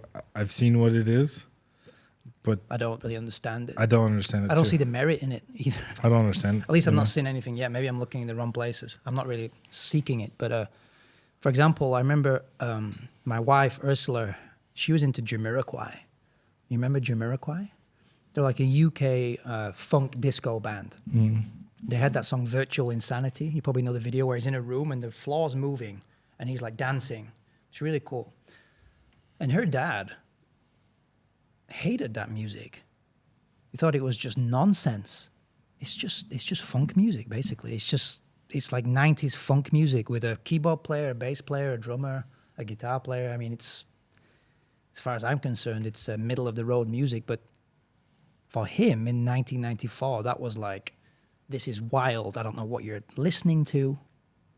And when he heard Firestarter by The Prodigy. Oh, shit. That was banned. In the UK, that was banned. That song was banned in the UK? Yeah, I think so, yeah. I think the video was banned. I think it was pulled from MTV, wasn't it? I'm pretty sure it was. And if you look at the video now, it's just a guy in a tunnel going like this. Prodigy's a American or UK guy? UK. That was they were banned. Did they make it to America? I think they did with that. It was super popular in America. And that song Breathe as well. I mean, I think I even bought their album. Yeah, me too. You know? Fat of the Land, that album was huge. But it's just interesting looking back to what, I mean, you can look at Elvis, right? People were shocked and outraged by Elvis because he's like moving shaking his grinds. Yeah. Yeah, so like every generation has their thing. And I feel like now I'm in the... I try not to be, but like I'll see something, maybe, and I'll just think this is just stupid. Well, you know the thing that when we were young, and this is we knew what was hot. Well, we knew what was popular. It was on the radio. Right. It was on MTV. Right. Right. So it's like. I never had MTV, by the way, but yeah. But you listen to the pops. You listen to the radio, right? Yeah. And read the magazines. There's no in this generation and the younger generation. There's no like a centralized forum where everything that's bubbling underneath gets like crystallized. Like this is what is popular now, right? Right. You know, like, because we were, I mean, it was basically like hand fed to us. All right. These are the top bands. Yummy.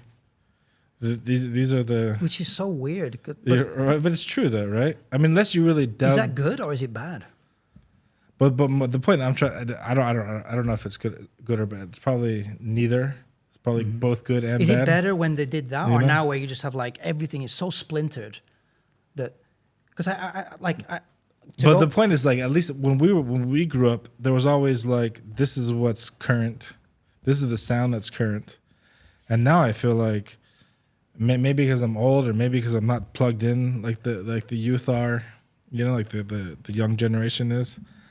I have no idea. I have no idea what's number one. I don't know what's I have no idea what people are listening to. I have no idea. I have no idea who the bands are, the rappers are, the musicians are. Other than like, you know, Taylor Swift, like she's Yeah, dominating like everything. the people who sing the halftime show on Right. for you know, Super football. Bowl or something. That's all. I know them. But You know? like I just think it's such a shame, because you remember, like, to go back to Nirvana, because that's just like in my kind of age group, right? Like they knocked Michael Jackson off number one, right? And nobody could do that. Nobody. I mean, and they came from nothing, right? They're just nothing. They're just a bunch of goofballs, and they just like completely took over everything. And now the whole the situation completely changed. First of all, you don't have a Michael Jackson to knock off number one, do you? I suppose you could. The thing is, no one cares who's number one, because it's like number one in terms of what? Views, streams, sale. I mean, it's not sales anymore. Yeah, because the most stupid things are the most viewed things. Nothing to do with talent. Right. I think that's like kind of the crux of the problem. I mean, and that's not to say that there's talented people out there. There's so many talented people. Amazing. I mean, that's honestly, like, this is something actually I wanted to talk to you about, because like I don't want you to take it personal, right? Or say what I'm going to say is offensive. But like, when I was a kid, I had this friend who was an amazing artist. Like, we went to high school together. He was absolutely incredible, just gifted. Was he Right. painting or? Yeah, he was an artist, like Okay. painter, drawer, right? Just mind blowing what the stuff that, like, him and I were supposed to graduate high school together, but he failed every single class. He even failed art, which the only reason why he failed art is he didn't do this. I mean, he just didn't do the homework or the assignments. But he was the best. He was a better artist than his teacher. You know, like he grew up in a family of artists. It's just natural talent. But he never did anything with his life. Like I was so jealous of his talent that I wish if I could, you know, every day, like when we were in high school and then in our 20s, I was like, fuck, man, if I had his ability, the things that I could do with this fucking ability, I could rule the world. You know, like I could do the sky's the limit. But he can never do, he can never achieve anything that he wanted to achieve based on his personality. I'm not saying it was because of him, right? And then when I look at you, I think you're one of the most talented musicians, I've ever met in my entire life. And I think you're so talented that I think you should not be sitting here with me. You know, you should be a millionaire somewhere with a big yacht and a mansion somewhere in UK or Hollywood, because you're so gifted at your craft. And I'm just curious, like, do you ever feel that like life didn't give you a fair shake? No, I think I had. Thank you, by the way. No, I had a very fair shot, but I'm just not. I'm missing something. I cannot. I can never take it to the next level because it requires more, right? So, and actually, like to tie it back to the Fear Drops EP, if you listen to the EP that we're going to release, a lot of it is about what you're talking about. It's about like an existential crisis when you get to this age, about your life and looking back on your life and and recognizing that you have all of this potential and you've just never met it, and it's difficult to face that. But I had many chances, many shots, but for a variety of reasons, it just never went over the line, you know. So I think I'm not very good at I'm good at creating like the things I want to do, but I mean, I think creation is like so natural for you. Yeah, you know, because like every song that I hear you that you sent to me and that I listen to, or the music videos that you sent to me, is like, I mean, I know that's all you and it's all from your heart, and you're just so gifted. Thanks, man. You Thank know. you. But I mean, how do you? And it's so like it's so emotional. Mm-hmm. So some of your lyrics, so it's all from the heart. Mm-hmm. But it's not just about the. Many people can write emotional words, right? But it's also about delivery, about the music, about the rhythm of the song. Like it's like, I think like you have like the whole package, you know. Mm. I think like if I was gonna like look back, like what would I change in terms of like achieving this kind of I don't know, success? Probably should have moved to like a major city. Not live in China. Well, yeah, for sure, but it's not. China is not a good place to. China is a great place for many reasons, right? But in terms of like making an impact on the music scene, it's not a good place at all. It's probably one of the few places, last places where you would decide to come.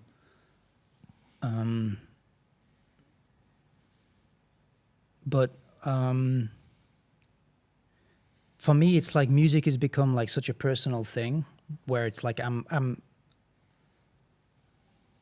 I had my shots, you know. I was signed to major record label in the UK, and we were sent to Hollywood, you know, to meet the press and to do radio shows, and we played with Bob Dylan, and we toured with like major acts, and we were gonna be rock stars, right? That was our path, and it didn't work out. It derailed. What happened? Or is that another story for another time? Well, it's like not. I mean, we weren't taking drugs, or we weren't. We were. You didn't have groupies in Hollywood. No, we were really focused on it. We were really. I was like very innocent. I was very like. I was just focused, and the band. We were all like very good guys. Were you the lead in the band? Yeah, and the album just didn't sell. You know, for one reason or another, despite the best efforts of the label, we had everything. We had all of the resources you could want. So I cannot say that I did not get the chance. Yeah, I had the chance, man. They spent a lot of money on us. What was the label? EMI. Yeah. Parlophone, like one of the biggest record labels in the world. So they had what was the band name? Tiny Dancers. Tiny Dancers. Yeah. If I go on YouTube, I can find it.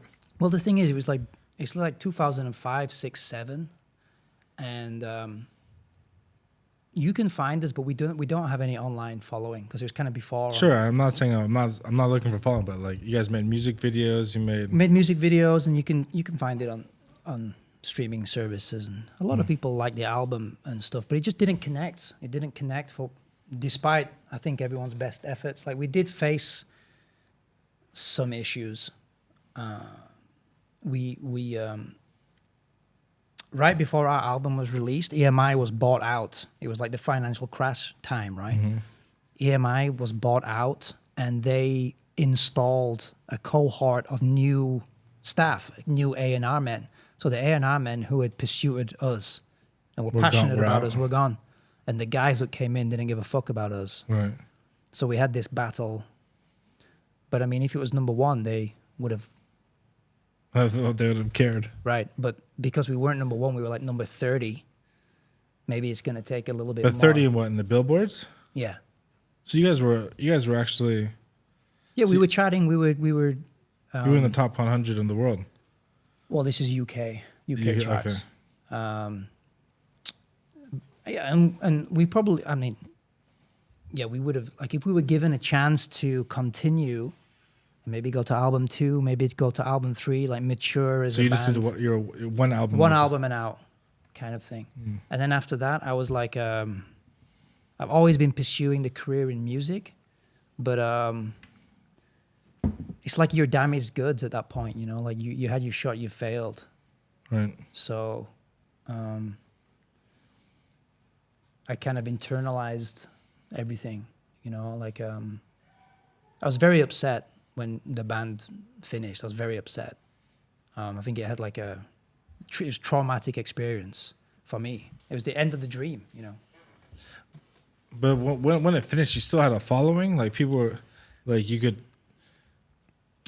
fill out concerts and people were coming to your shows and kind of thing. We probably could have done, but we were just we were so demoralized that from what happened. We torched it all.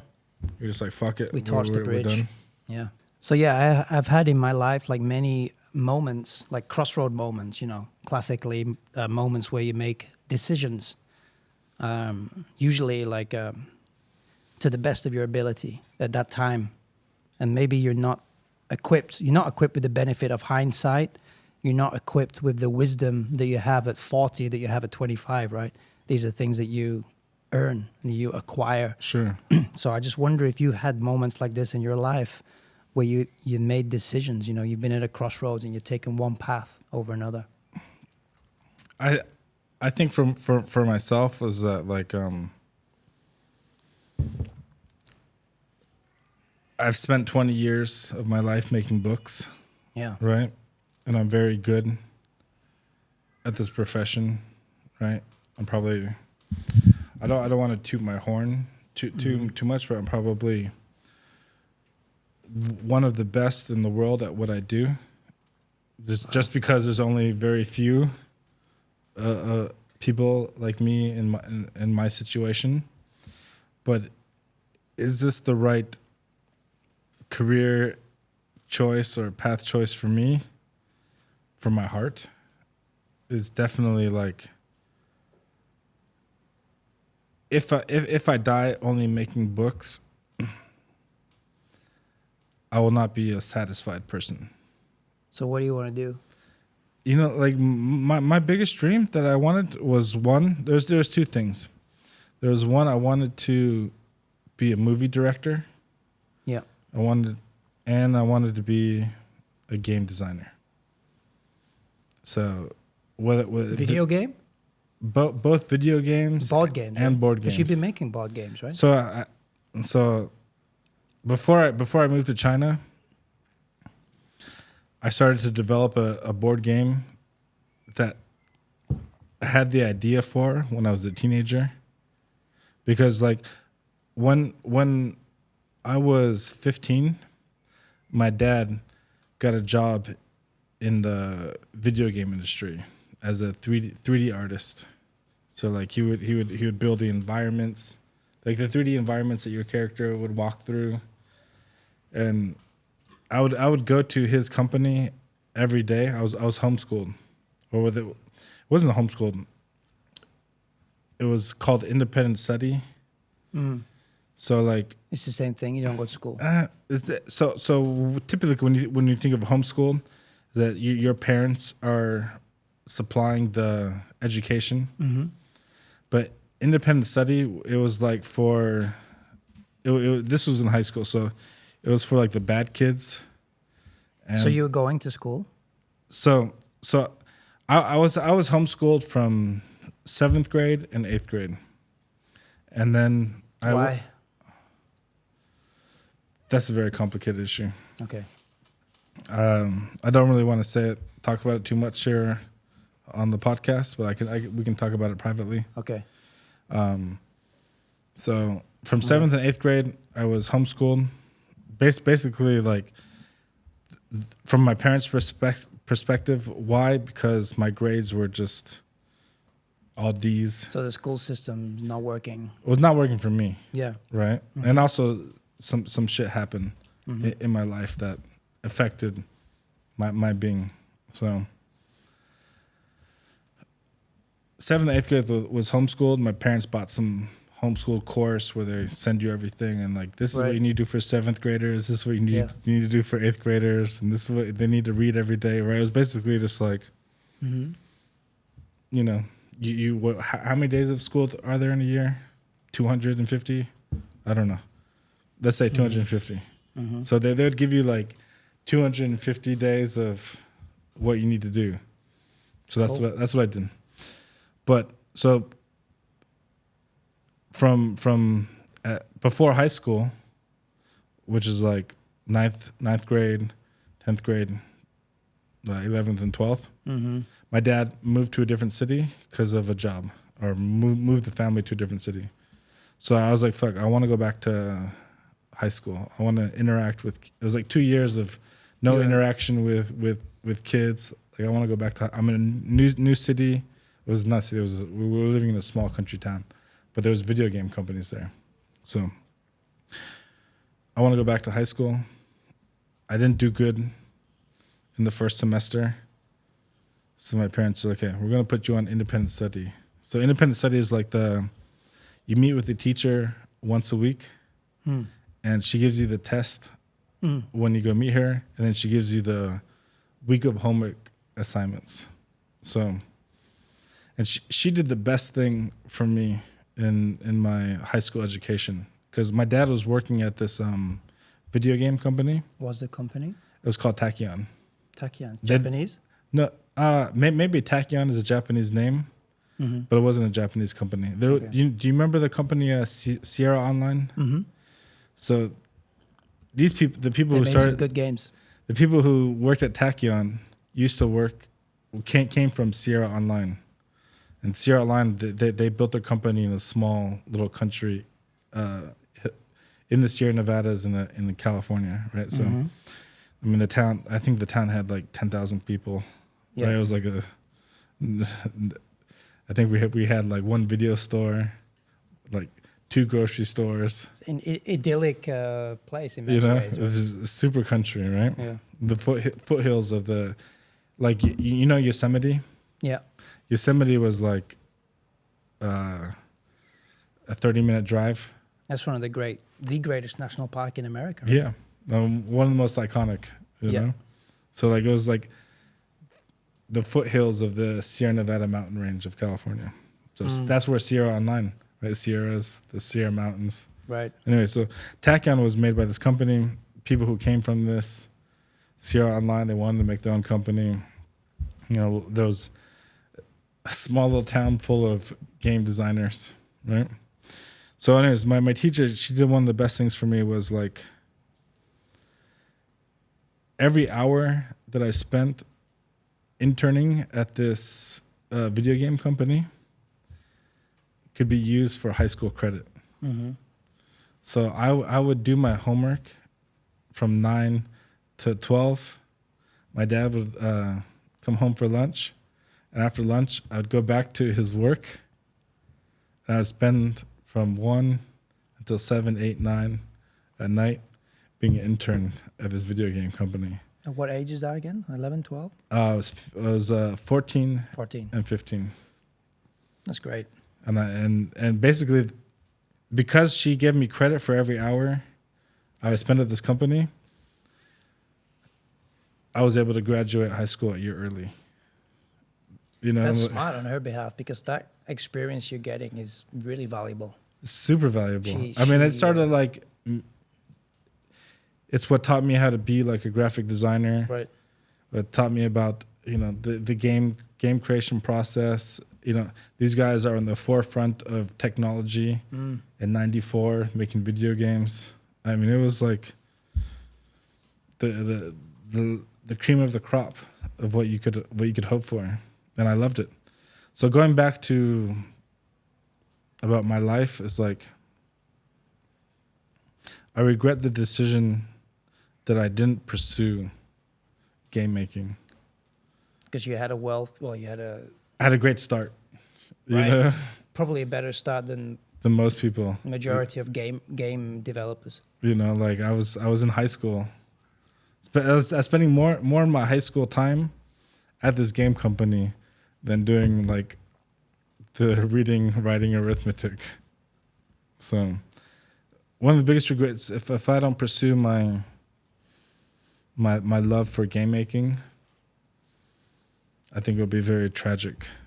I'll be looking at it in a tragic way.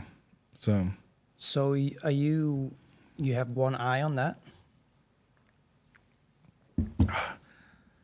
So I started designing a game that I had the idea for when I was 17,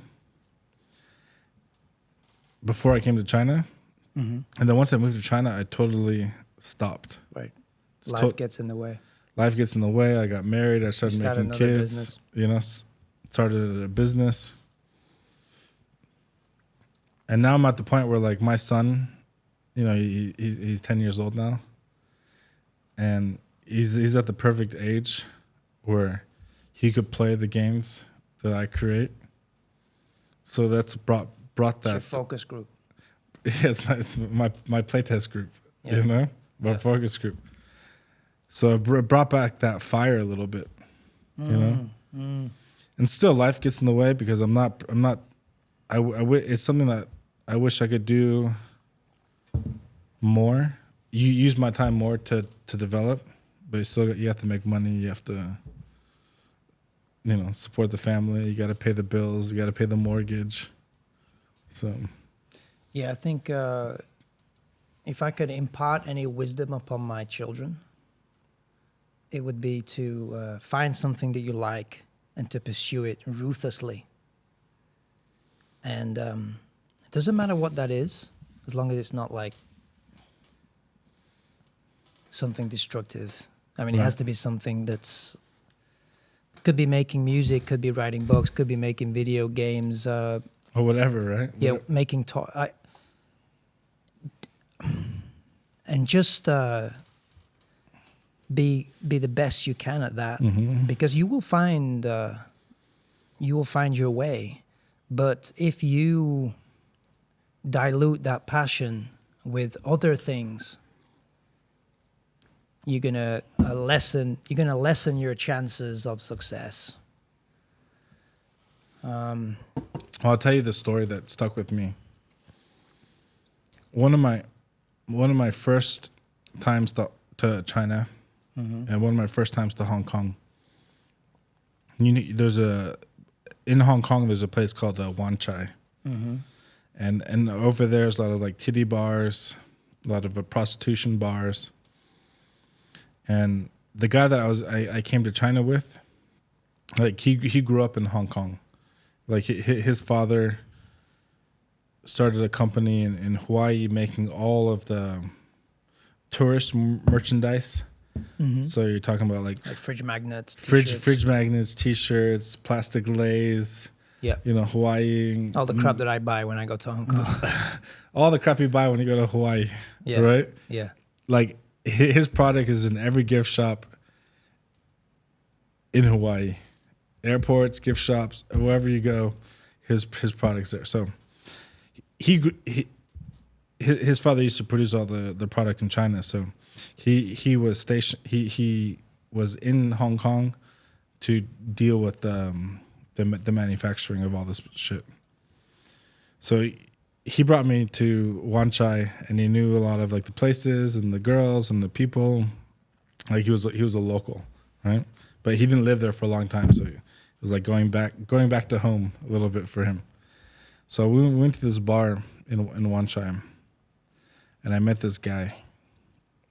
He was sitting alone at the bar, and him and I just started talking, and this conversation stuck with me. Like,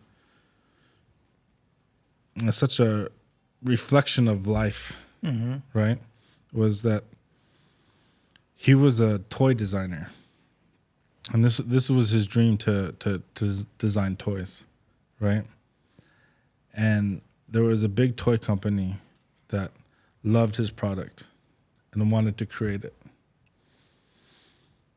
and they sent him to China, to Hong Kong, to create this product. But then he got lost. He found the bars in Wan Chai. And when he was talking to me, he was like, like, I haven't checked my email in 3 weeks. Every day my phone is ringing off the hook. I've had I was given the best opportunity of my life to follow my dream, to create everything I've ever wanted to create and make it real. And I come to this place and I get trapped by my own human desires, by chasing pussy, and it's got totally lost, where his dream just evaporated. And it's sad, isn't it? And I think like I mean, if you have a shot like that, you have to. Well, this thing is about it relates.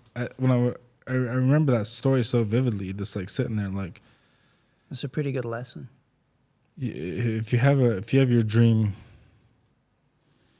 and you have your passion to create something, there's not a day you can waste to fulfill that. And if you waste one day, you're gonna waste 2 days. And if you waste 2 days, you're gonna waste a week and a month and a year and many years. And sometimes I feel like that's I'm not in such a bad position as him, but like I reflect on that. I was like, my dream that I really wanted to do in my life, like when I take a step back at my life, like there's no reason for me to complain. Right. I make good money. It's good to have gratitude, right? I'm very grateful. When I step back, I'm very grateful for my situation, for whatever. I'm very happy with what I've accomplished. But I think most of my life I've wasted my dream away. And that's it's a hard thing to admit. And it's a hard thing for my ego, yeah, and my self-esteem. Like. Well, I think it's very strong of you to identify that, because I think a lot of people don't confront themselves in that way, and then because it's like if you don't identify what's going wrong, then you think that nothing's going wrong, right? But it's not about wrong or right. It's very complicated. But nothing's going wrong with my life. Right. Like everything is good. Like I said, like I'm very grateful for what I have, but like I didn't follow my dream. I did follow my dream for a while. So at least I did that. And I still am, but it's different when you're 23 than 40, Right. So you have to you have other things that you have to take care of. Yeah, because when you have children, all of a sudden your priorities are secondary to the children's priorities, which is how it should be. But ideally, you have already set yourself. I mean, but this is why people are so afraid to have children, right? Because they feel that they're not ready for it. I remember when Ursula, news broke that Ursula was pregnant. For one day, I was freaking out. It wasn't like planned. It was just no. And for one day, we're in Shanghai with some friends visiting China from Holland, and that's when the news broke, and I was like, shit, I'm not ready, because I still didn't make it. I didn't achieve what I need to achieve yet. But then I kind of quickly put that to bed because I knew that it was a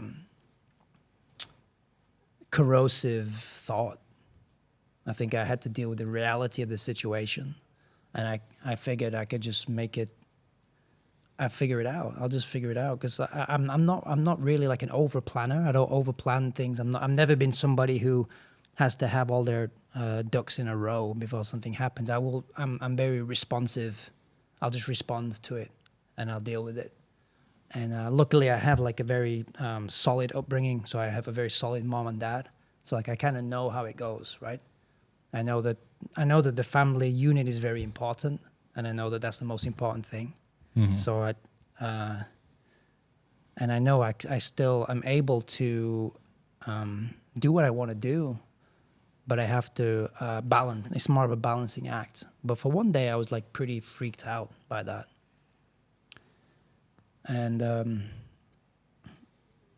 yeah, it's. How about you? When you heard that you were having your first child, did you have similar feelings? My story is a little. It wasn't. I was very happy actually. Like.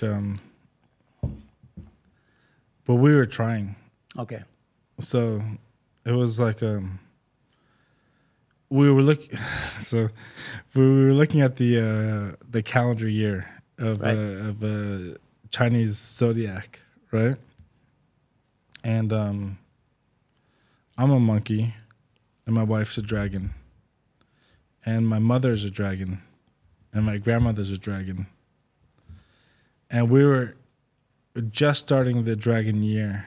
So me and my wife were not even married at this time, and we were just lying in bed talking about like the Chinese animal, and was like, yeah, I would love to have a dragon baby. And she's like, I want to have a dragon baby too. And so we just got to work. Wow, so you let the mysticism. Yeah, it was totally about the animal. Because like we knew like because like I believe in the Chinese animals more than I believe in like the Western zodiac, like the Pisces or Cancer or Sagittarius. Well, they're certainly more identifiable. They're less abstract. Yeah, so they're more grounded in reality. Although dragons is and because my mom was a dragon, and my wife was a dragon, and my grandmother was a dragon, so you really pay heed to those it was mystical signs. But it wasn't. Yeah, but it wasn't like fuck. I need to have. It wasn't like I was intent on having a dragon baby. It was like it's okay. It was a conversation that was just like, yeah, I'd like to have a dragon baby. Oh, I want to have a dragon baby too. So we got to work.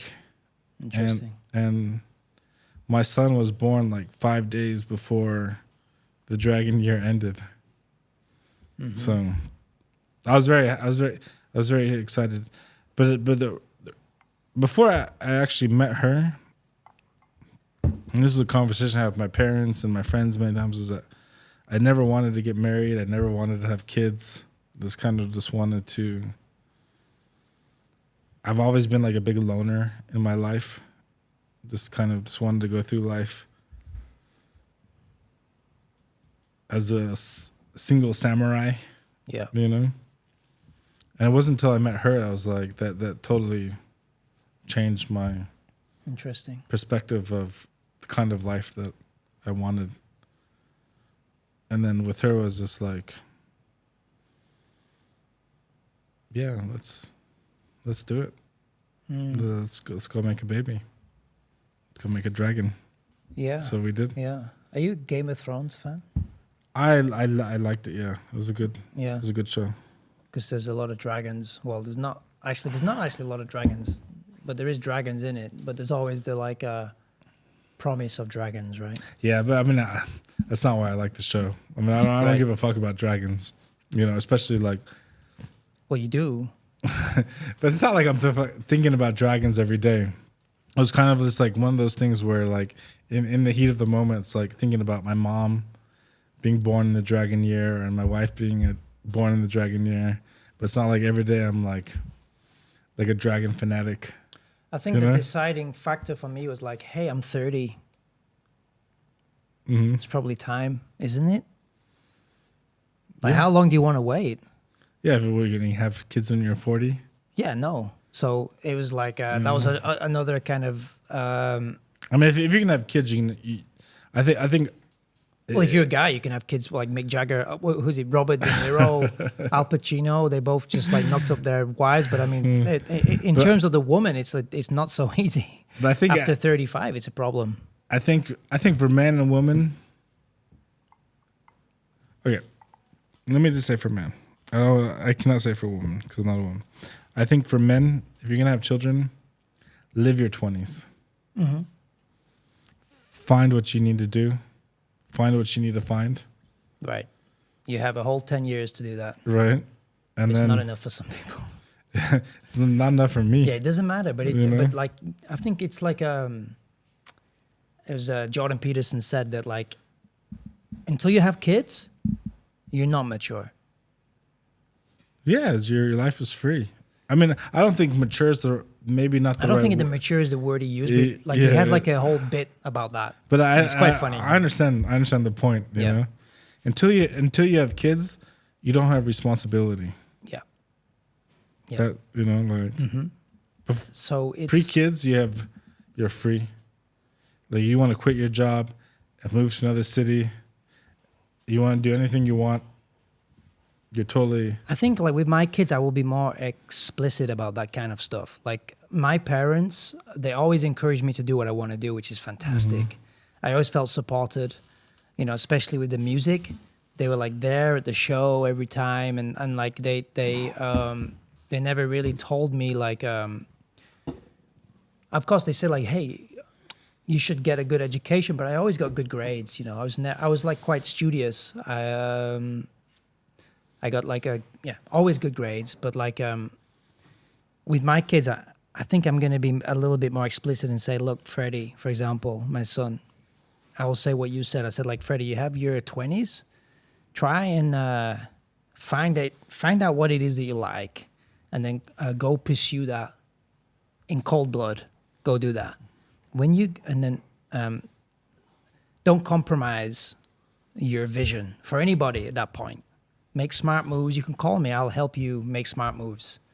And then when you're 30, then it's time to start having a family and kids. That's the kind of thing, like that kind of like practical advice, you know, like a guidance. Like I'm not very good at like I'm not going to be able to tell Freddie how to manage his mortgage or to manage his like credit card bills. I can't do any of that shit. I will just say to Freddie, don't get a credit card. I mean, I don't have a credit card. I don't have a credit card. So it's like, and I don't have any of that to worry about, you know? So live within your means. Only spend what you earn, like just really simple stuff like that, and pursue your dream.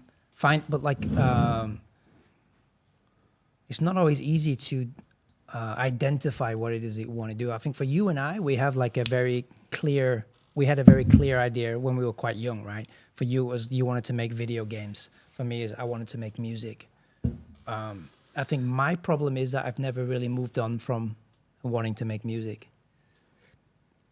Like, I think for most people my age, like making But music... You're so good at that. I mean... Thank you, but I mean, the fact of the reality is I don't make a living from earning music. Right. So I probably should have, at some point, pivoted to something. And I've pivoted to many things, you know, tried many things. I'm not closed to doing other things. I do other things all the time. But nothing has grabbed me. Nothing gives me the satisfaction. So, and because I kind of made it early, I have this kind of like, I think I have like some kind of syndrome where I unrealistically think that I'm gonna make it or something like that. I'm gonna ask you one final question, and then we're gonna close this off. When you wake up in the morning, are you happy? Yeah. Even though you have a burning desire deep inside your heart about what you wish you were doing? I'm happy because I am doing that.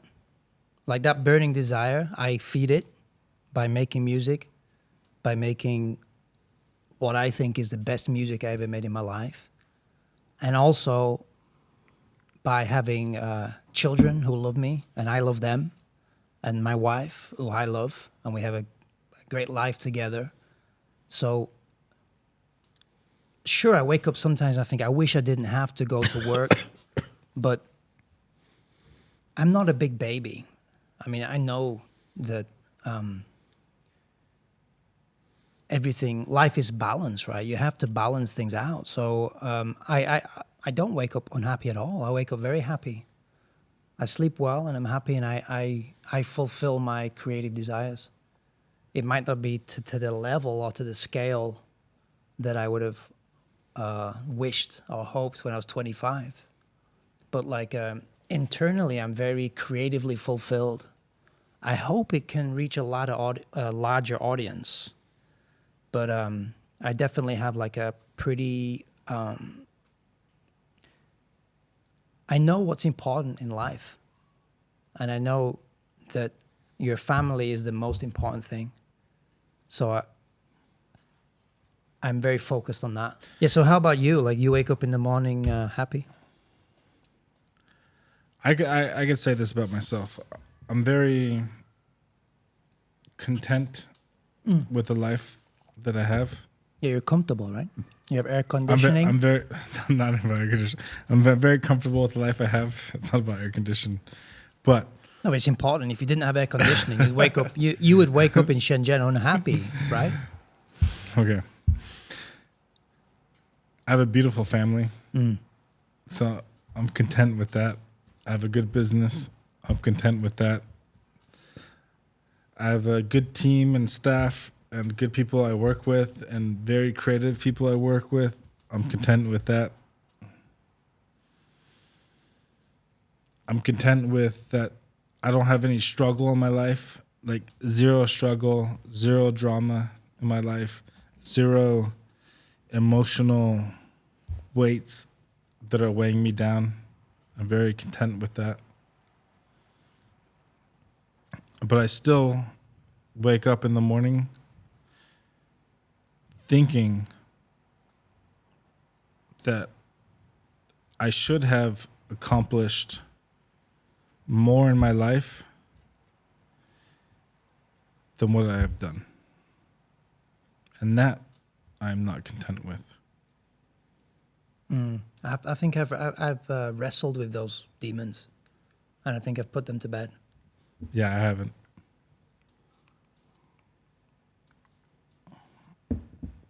And I don't even call it, I wouldn't say that they were demons. I would say that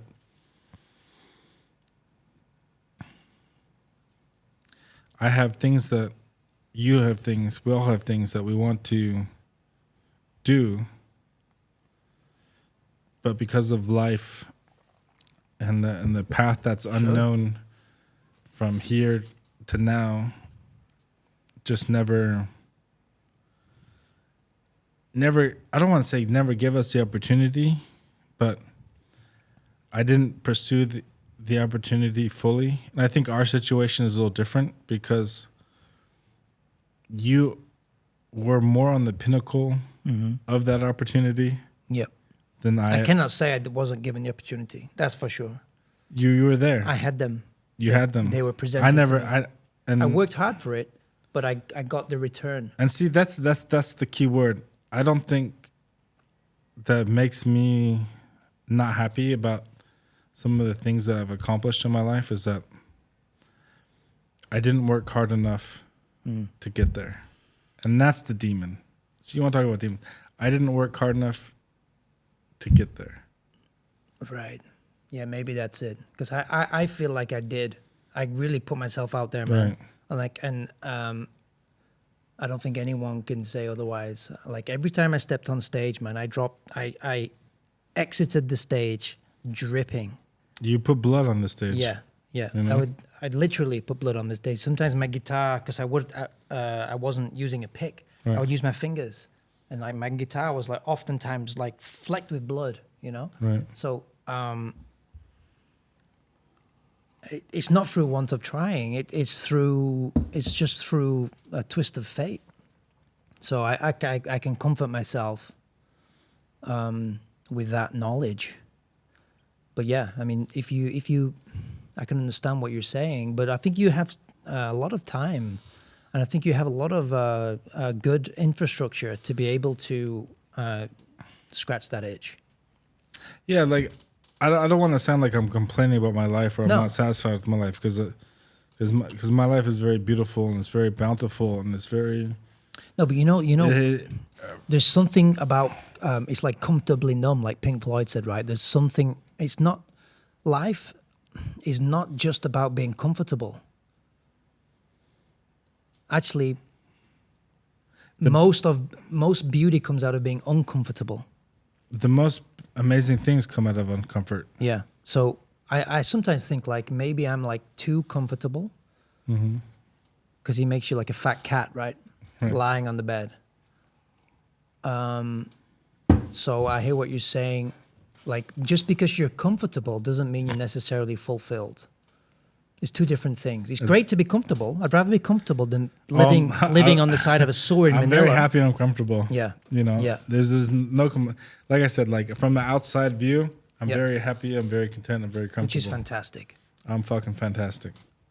You're like in the both of us are in like the small percent of the world. Because like we think that everybody, like most people in the world are not in this way.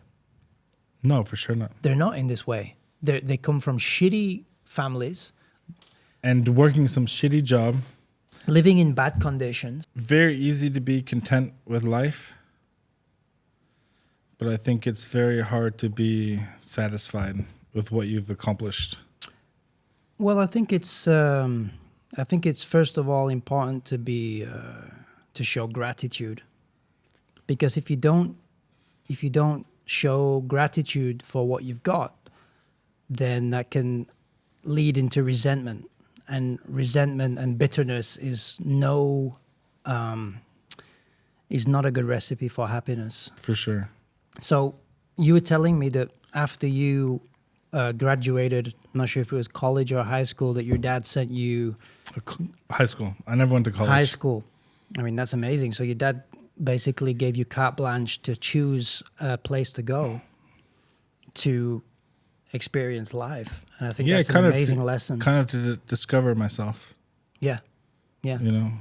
And I think that's amazing because, I mean, I think that people in the West were so comfortable.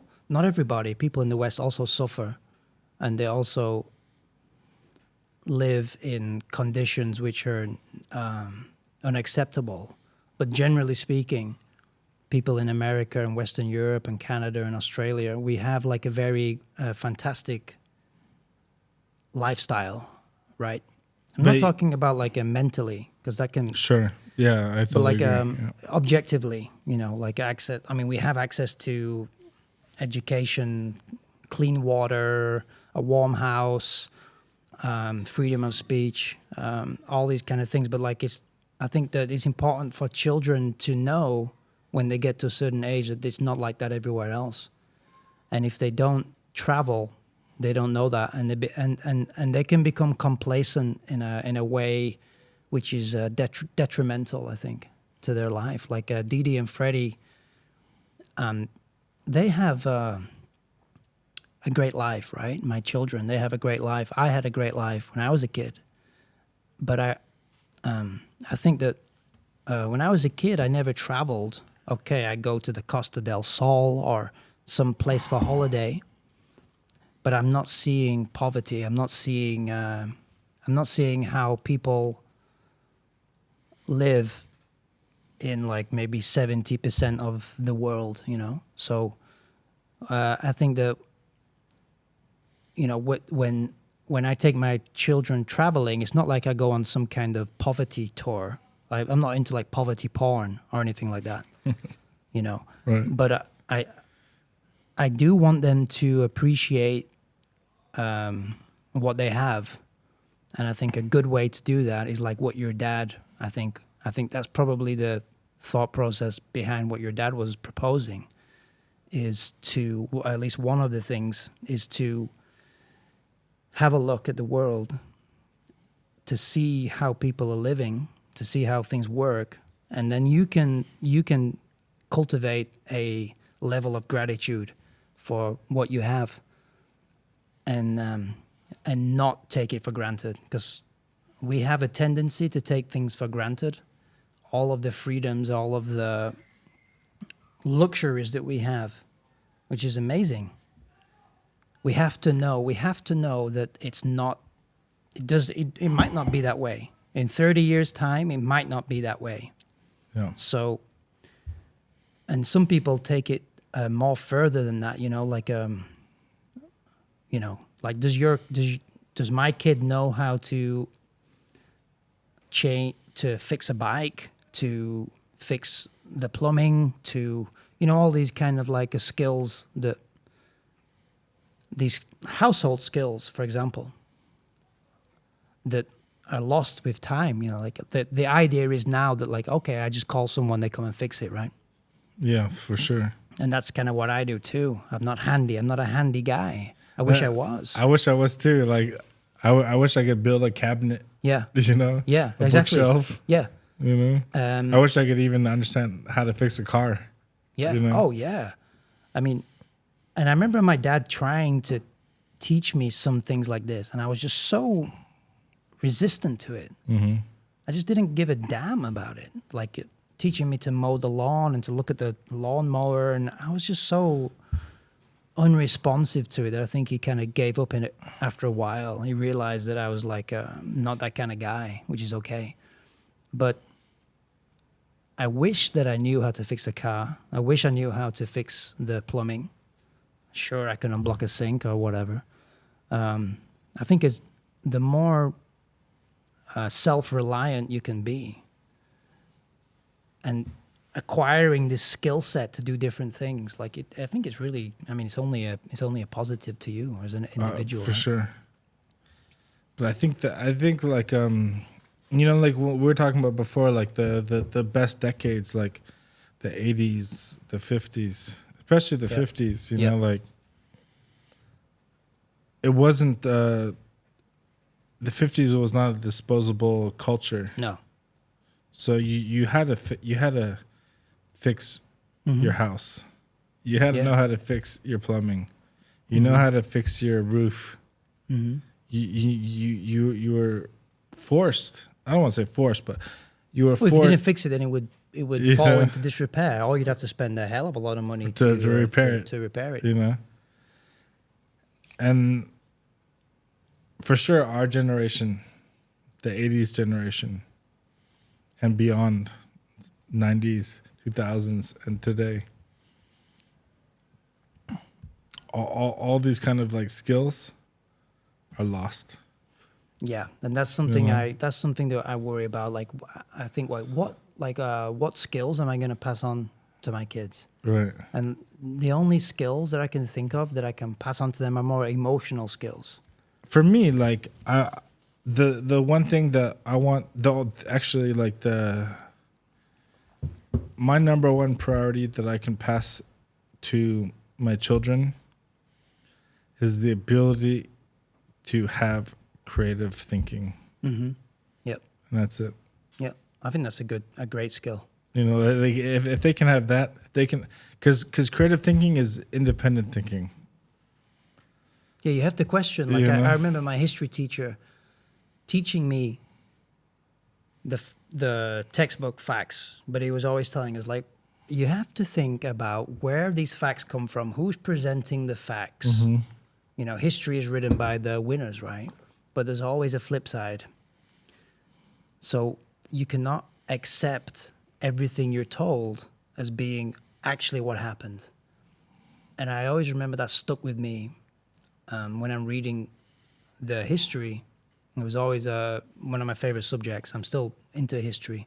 But I love to hear the alternative voice. So it gets you into the whole kind of colonialism topic, where we have this idea of, for example, the British Empire being a sort of amazing institution. And it certainly, when I was growing up, we would never be taught to question it, except that one history teacher who would explicitly instruct me to question it. And now I think that we have I think it's like a pendulum. Now we have the pendulum swinging. And for example, Winston Churchill, who is like a British hero for World War II, spearheading the fight against fascism. Mm-hmm.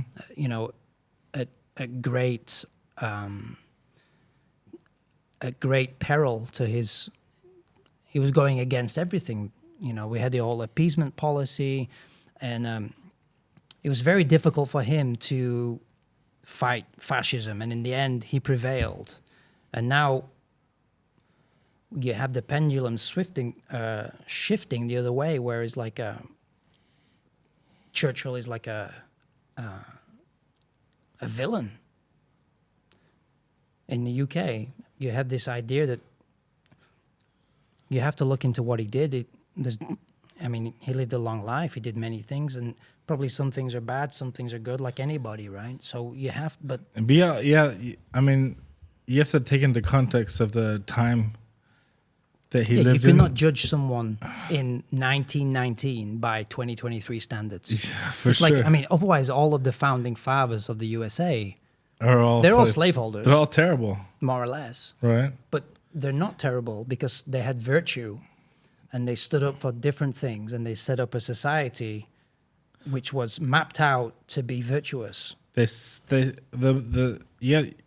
up the next step for future generations to interpret their words in a way. So you can go back in history and say, this person is shit, this person did this person did that, and they were a terrible person because of it. But in context, in the reality, these people who are saying this shit are not living in his reality. Right. They're not living in his time. Mm-hmm. Yeah. So he did the best that he could with the circumstances that he had on his hands. Yeah.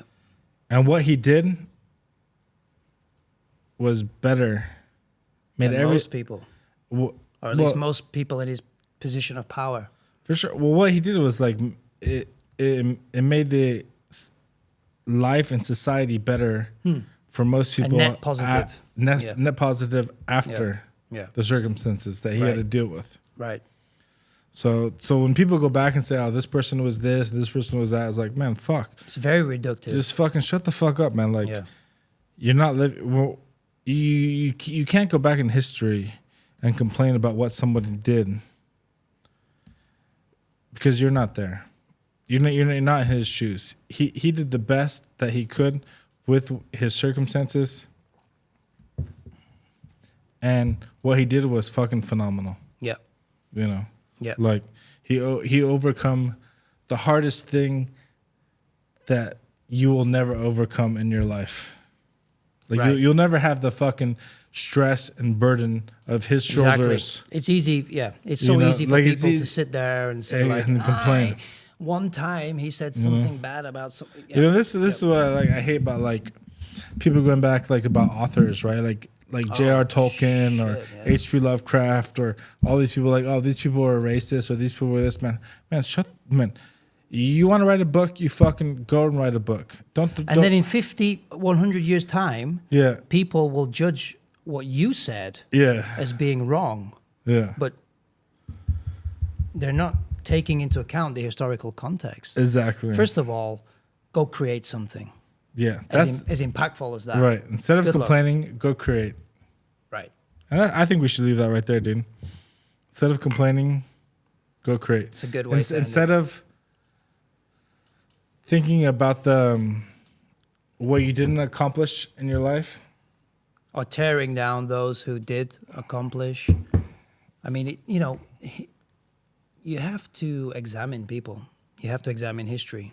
It's true. You cannot accept everything you're told, because we know time and time again that the things that we've been told are not actually the way they went down.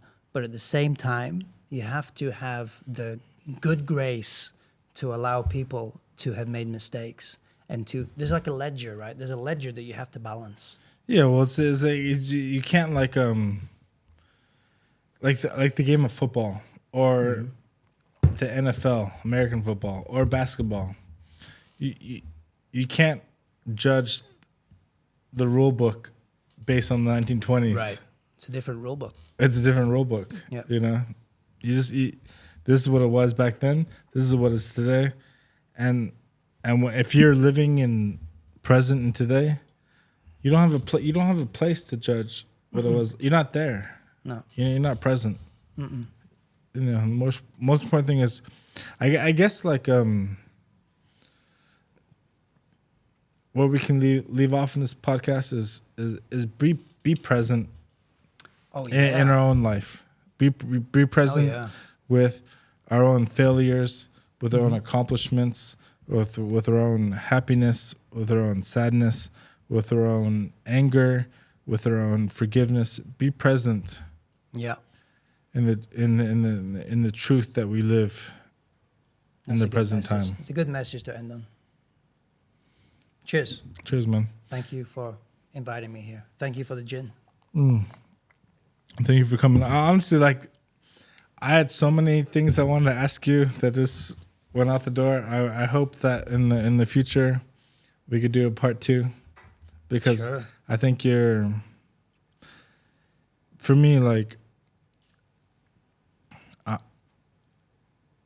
you're one of the most interesting people in Shenzhen. Thank you. You're one of the most talented people that I have the graces to know.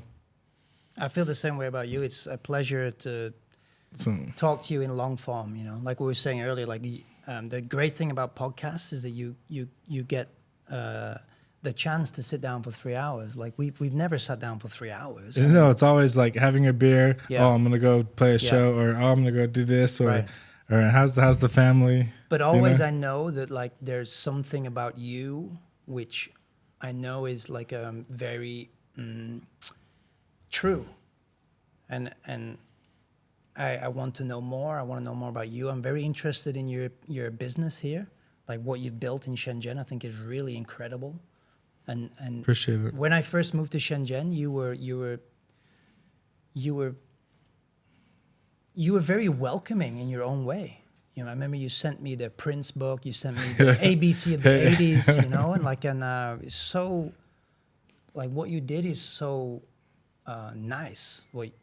Your gestures that you made. So I always have time for you. So I appreciate it, man. I'm happy to spend this time with you. You know, yeah. Go back to like when I first heard about you. Actually, I thought you were a woman. Oh yeah. Yeah, like I saw some blurry pictures of Magna with your long hair and ectoplasm, and your DJ life. Like I was like, is it a girl? Is it a boy? I wasn't quite sure. Well, I used to get mistaken as a woman quite a lot. Actually, it doesn't happen so much now, but because I gained some weight or something. I'm getting older. The masculinity comes out. But afternoon shave. I think like being androgynous is like pretty cool. Like I think it's okay. Like and in any case, it's not anything that I've ever tried to cultivate. I remember though the first time I heard about you in Shenzhen was at the Bicycle Magma. Yeah. I don't know anything about you. You just maybe it was the first time you came onto the scene in Shenzhen. Yeah, it was Ido invited me down to the bar to DJ. Yeah. Yeah, that was my first introduction to Shenzhen. Yeah. And it was good. There were good parties there, man. Yeah, I didn't go to so much, but You what? I didn't go to those the Bicycle Right. parties so No, much. me neither. Only when I was DJing. But from what I gather, like from what I learn, a lot of people have like very fond memories of that place. It was a great. I mean, Or at least that street as well. You know, It's not just. It wasn't just Magma. It was like they had Bionic across the street. Yeah, right? And they had, Bionic is a true revolutionary fucking brand in Shenzhen. Yeah. So cheers, man. Cheers. Thank you. Good talk. Yeah, dude.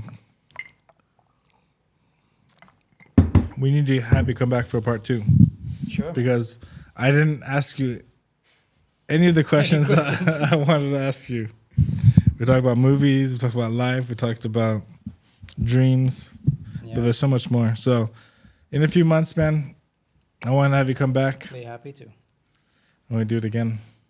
I like to talk with people I admire and respect. I appreciate it. I don't think I'm a person to admire, but absolutely you are.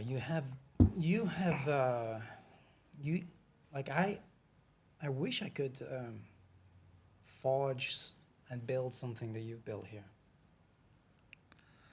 I've been lucky, man. This is luck. So I don't think it's just luck. I mean, I think you're doing yourself a disservice. You're just luck. So, there's a little bit of luck involved, but a lot.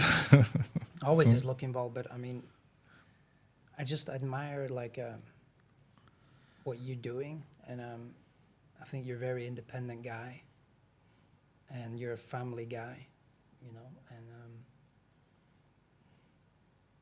you're doing something that, like you said, like very few people are doing here. Very few expats here. I mean, it's maybe you. And I never met anybody. Yeah, exactly. That's doing what I'm doing. Yeah. So I mean, that's very admirable.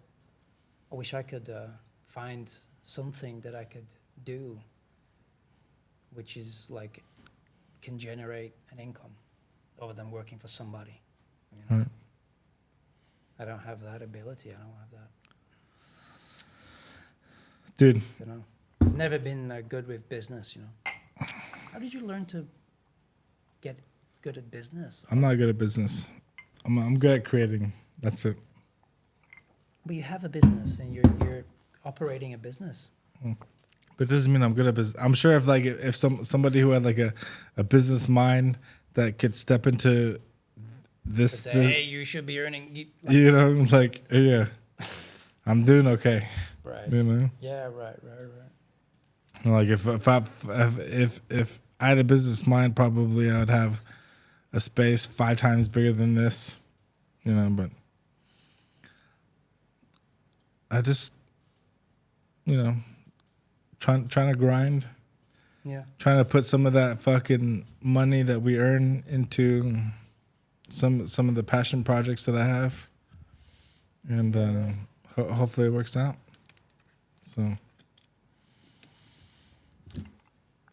So we're out, dude.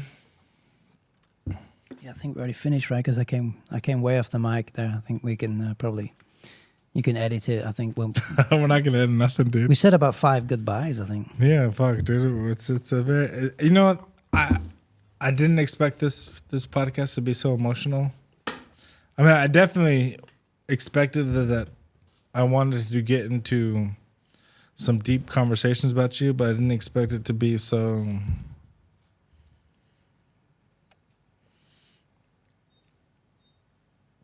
Boring. I don't want to say boring. I'm not. You know, like I'm not a good person for words. So like I never expected to expose your breasts. Nobody. I did expose my breast. If you want to see it, go check out the Shady Monkey Santa video. My breasts are in full view. I never expected to expose like my insecurities about the things that I've accomplished in life. Yeah, well, it's not. They're not subjects that you often talk about. But I think if you're in the right environment, I think it's healthy to, because one of the best ways to think is through talking, right? It's through dialogue. So everything that you're saying might not necessarily be correct, but through the process of dialogue, you're working things out, right? So I think it's it's really, for me, I feel like talking to you, you're so open, and you're very non-judgmental. You're not like some people who do interviews, this is why I like podcasts. It's not about asking questions. They come with an agenda. Yeah, exactly. Yeah. And and then you're left kind of defending yourself, which is like you're in a position of weakness, and then that causes you to clam up and go on the defensive. I'm not interested in anything like that, but what I am interested in is talking to interesting people and to working things out and to gaining like different perspectives, you know. We have very different lives, but in many ways we're very similar too. So it's interesting to find those points of commonality that you and I have. Right. And I think we have like a similar upbringings, you know. We have similar likes and dislikes. And it's rare that you get to sit down with somebody and talk for like hours on end, right? So for me, it's a pleasure, a great pleasure. We're going to end it like this. To year 80, to year 82. You're 1980, right? Yeah. 1980, good year. You're 82, right? Mm-hmm. Cheers. We're out. Thanks for watching. Thank you, guys. Oriental Distilling Company. See you next time.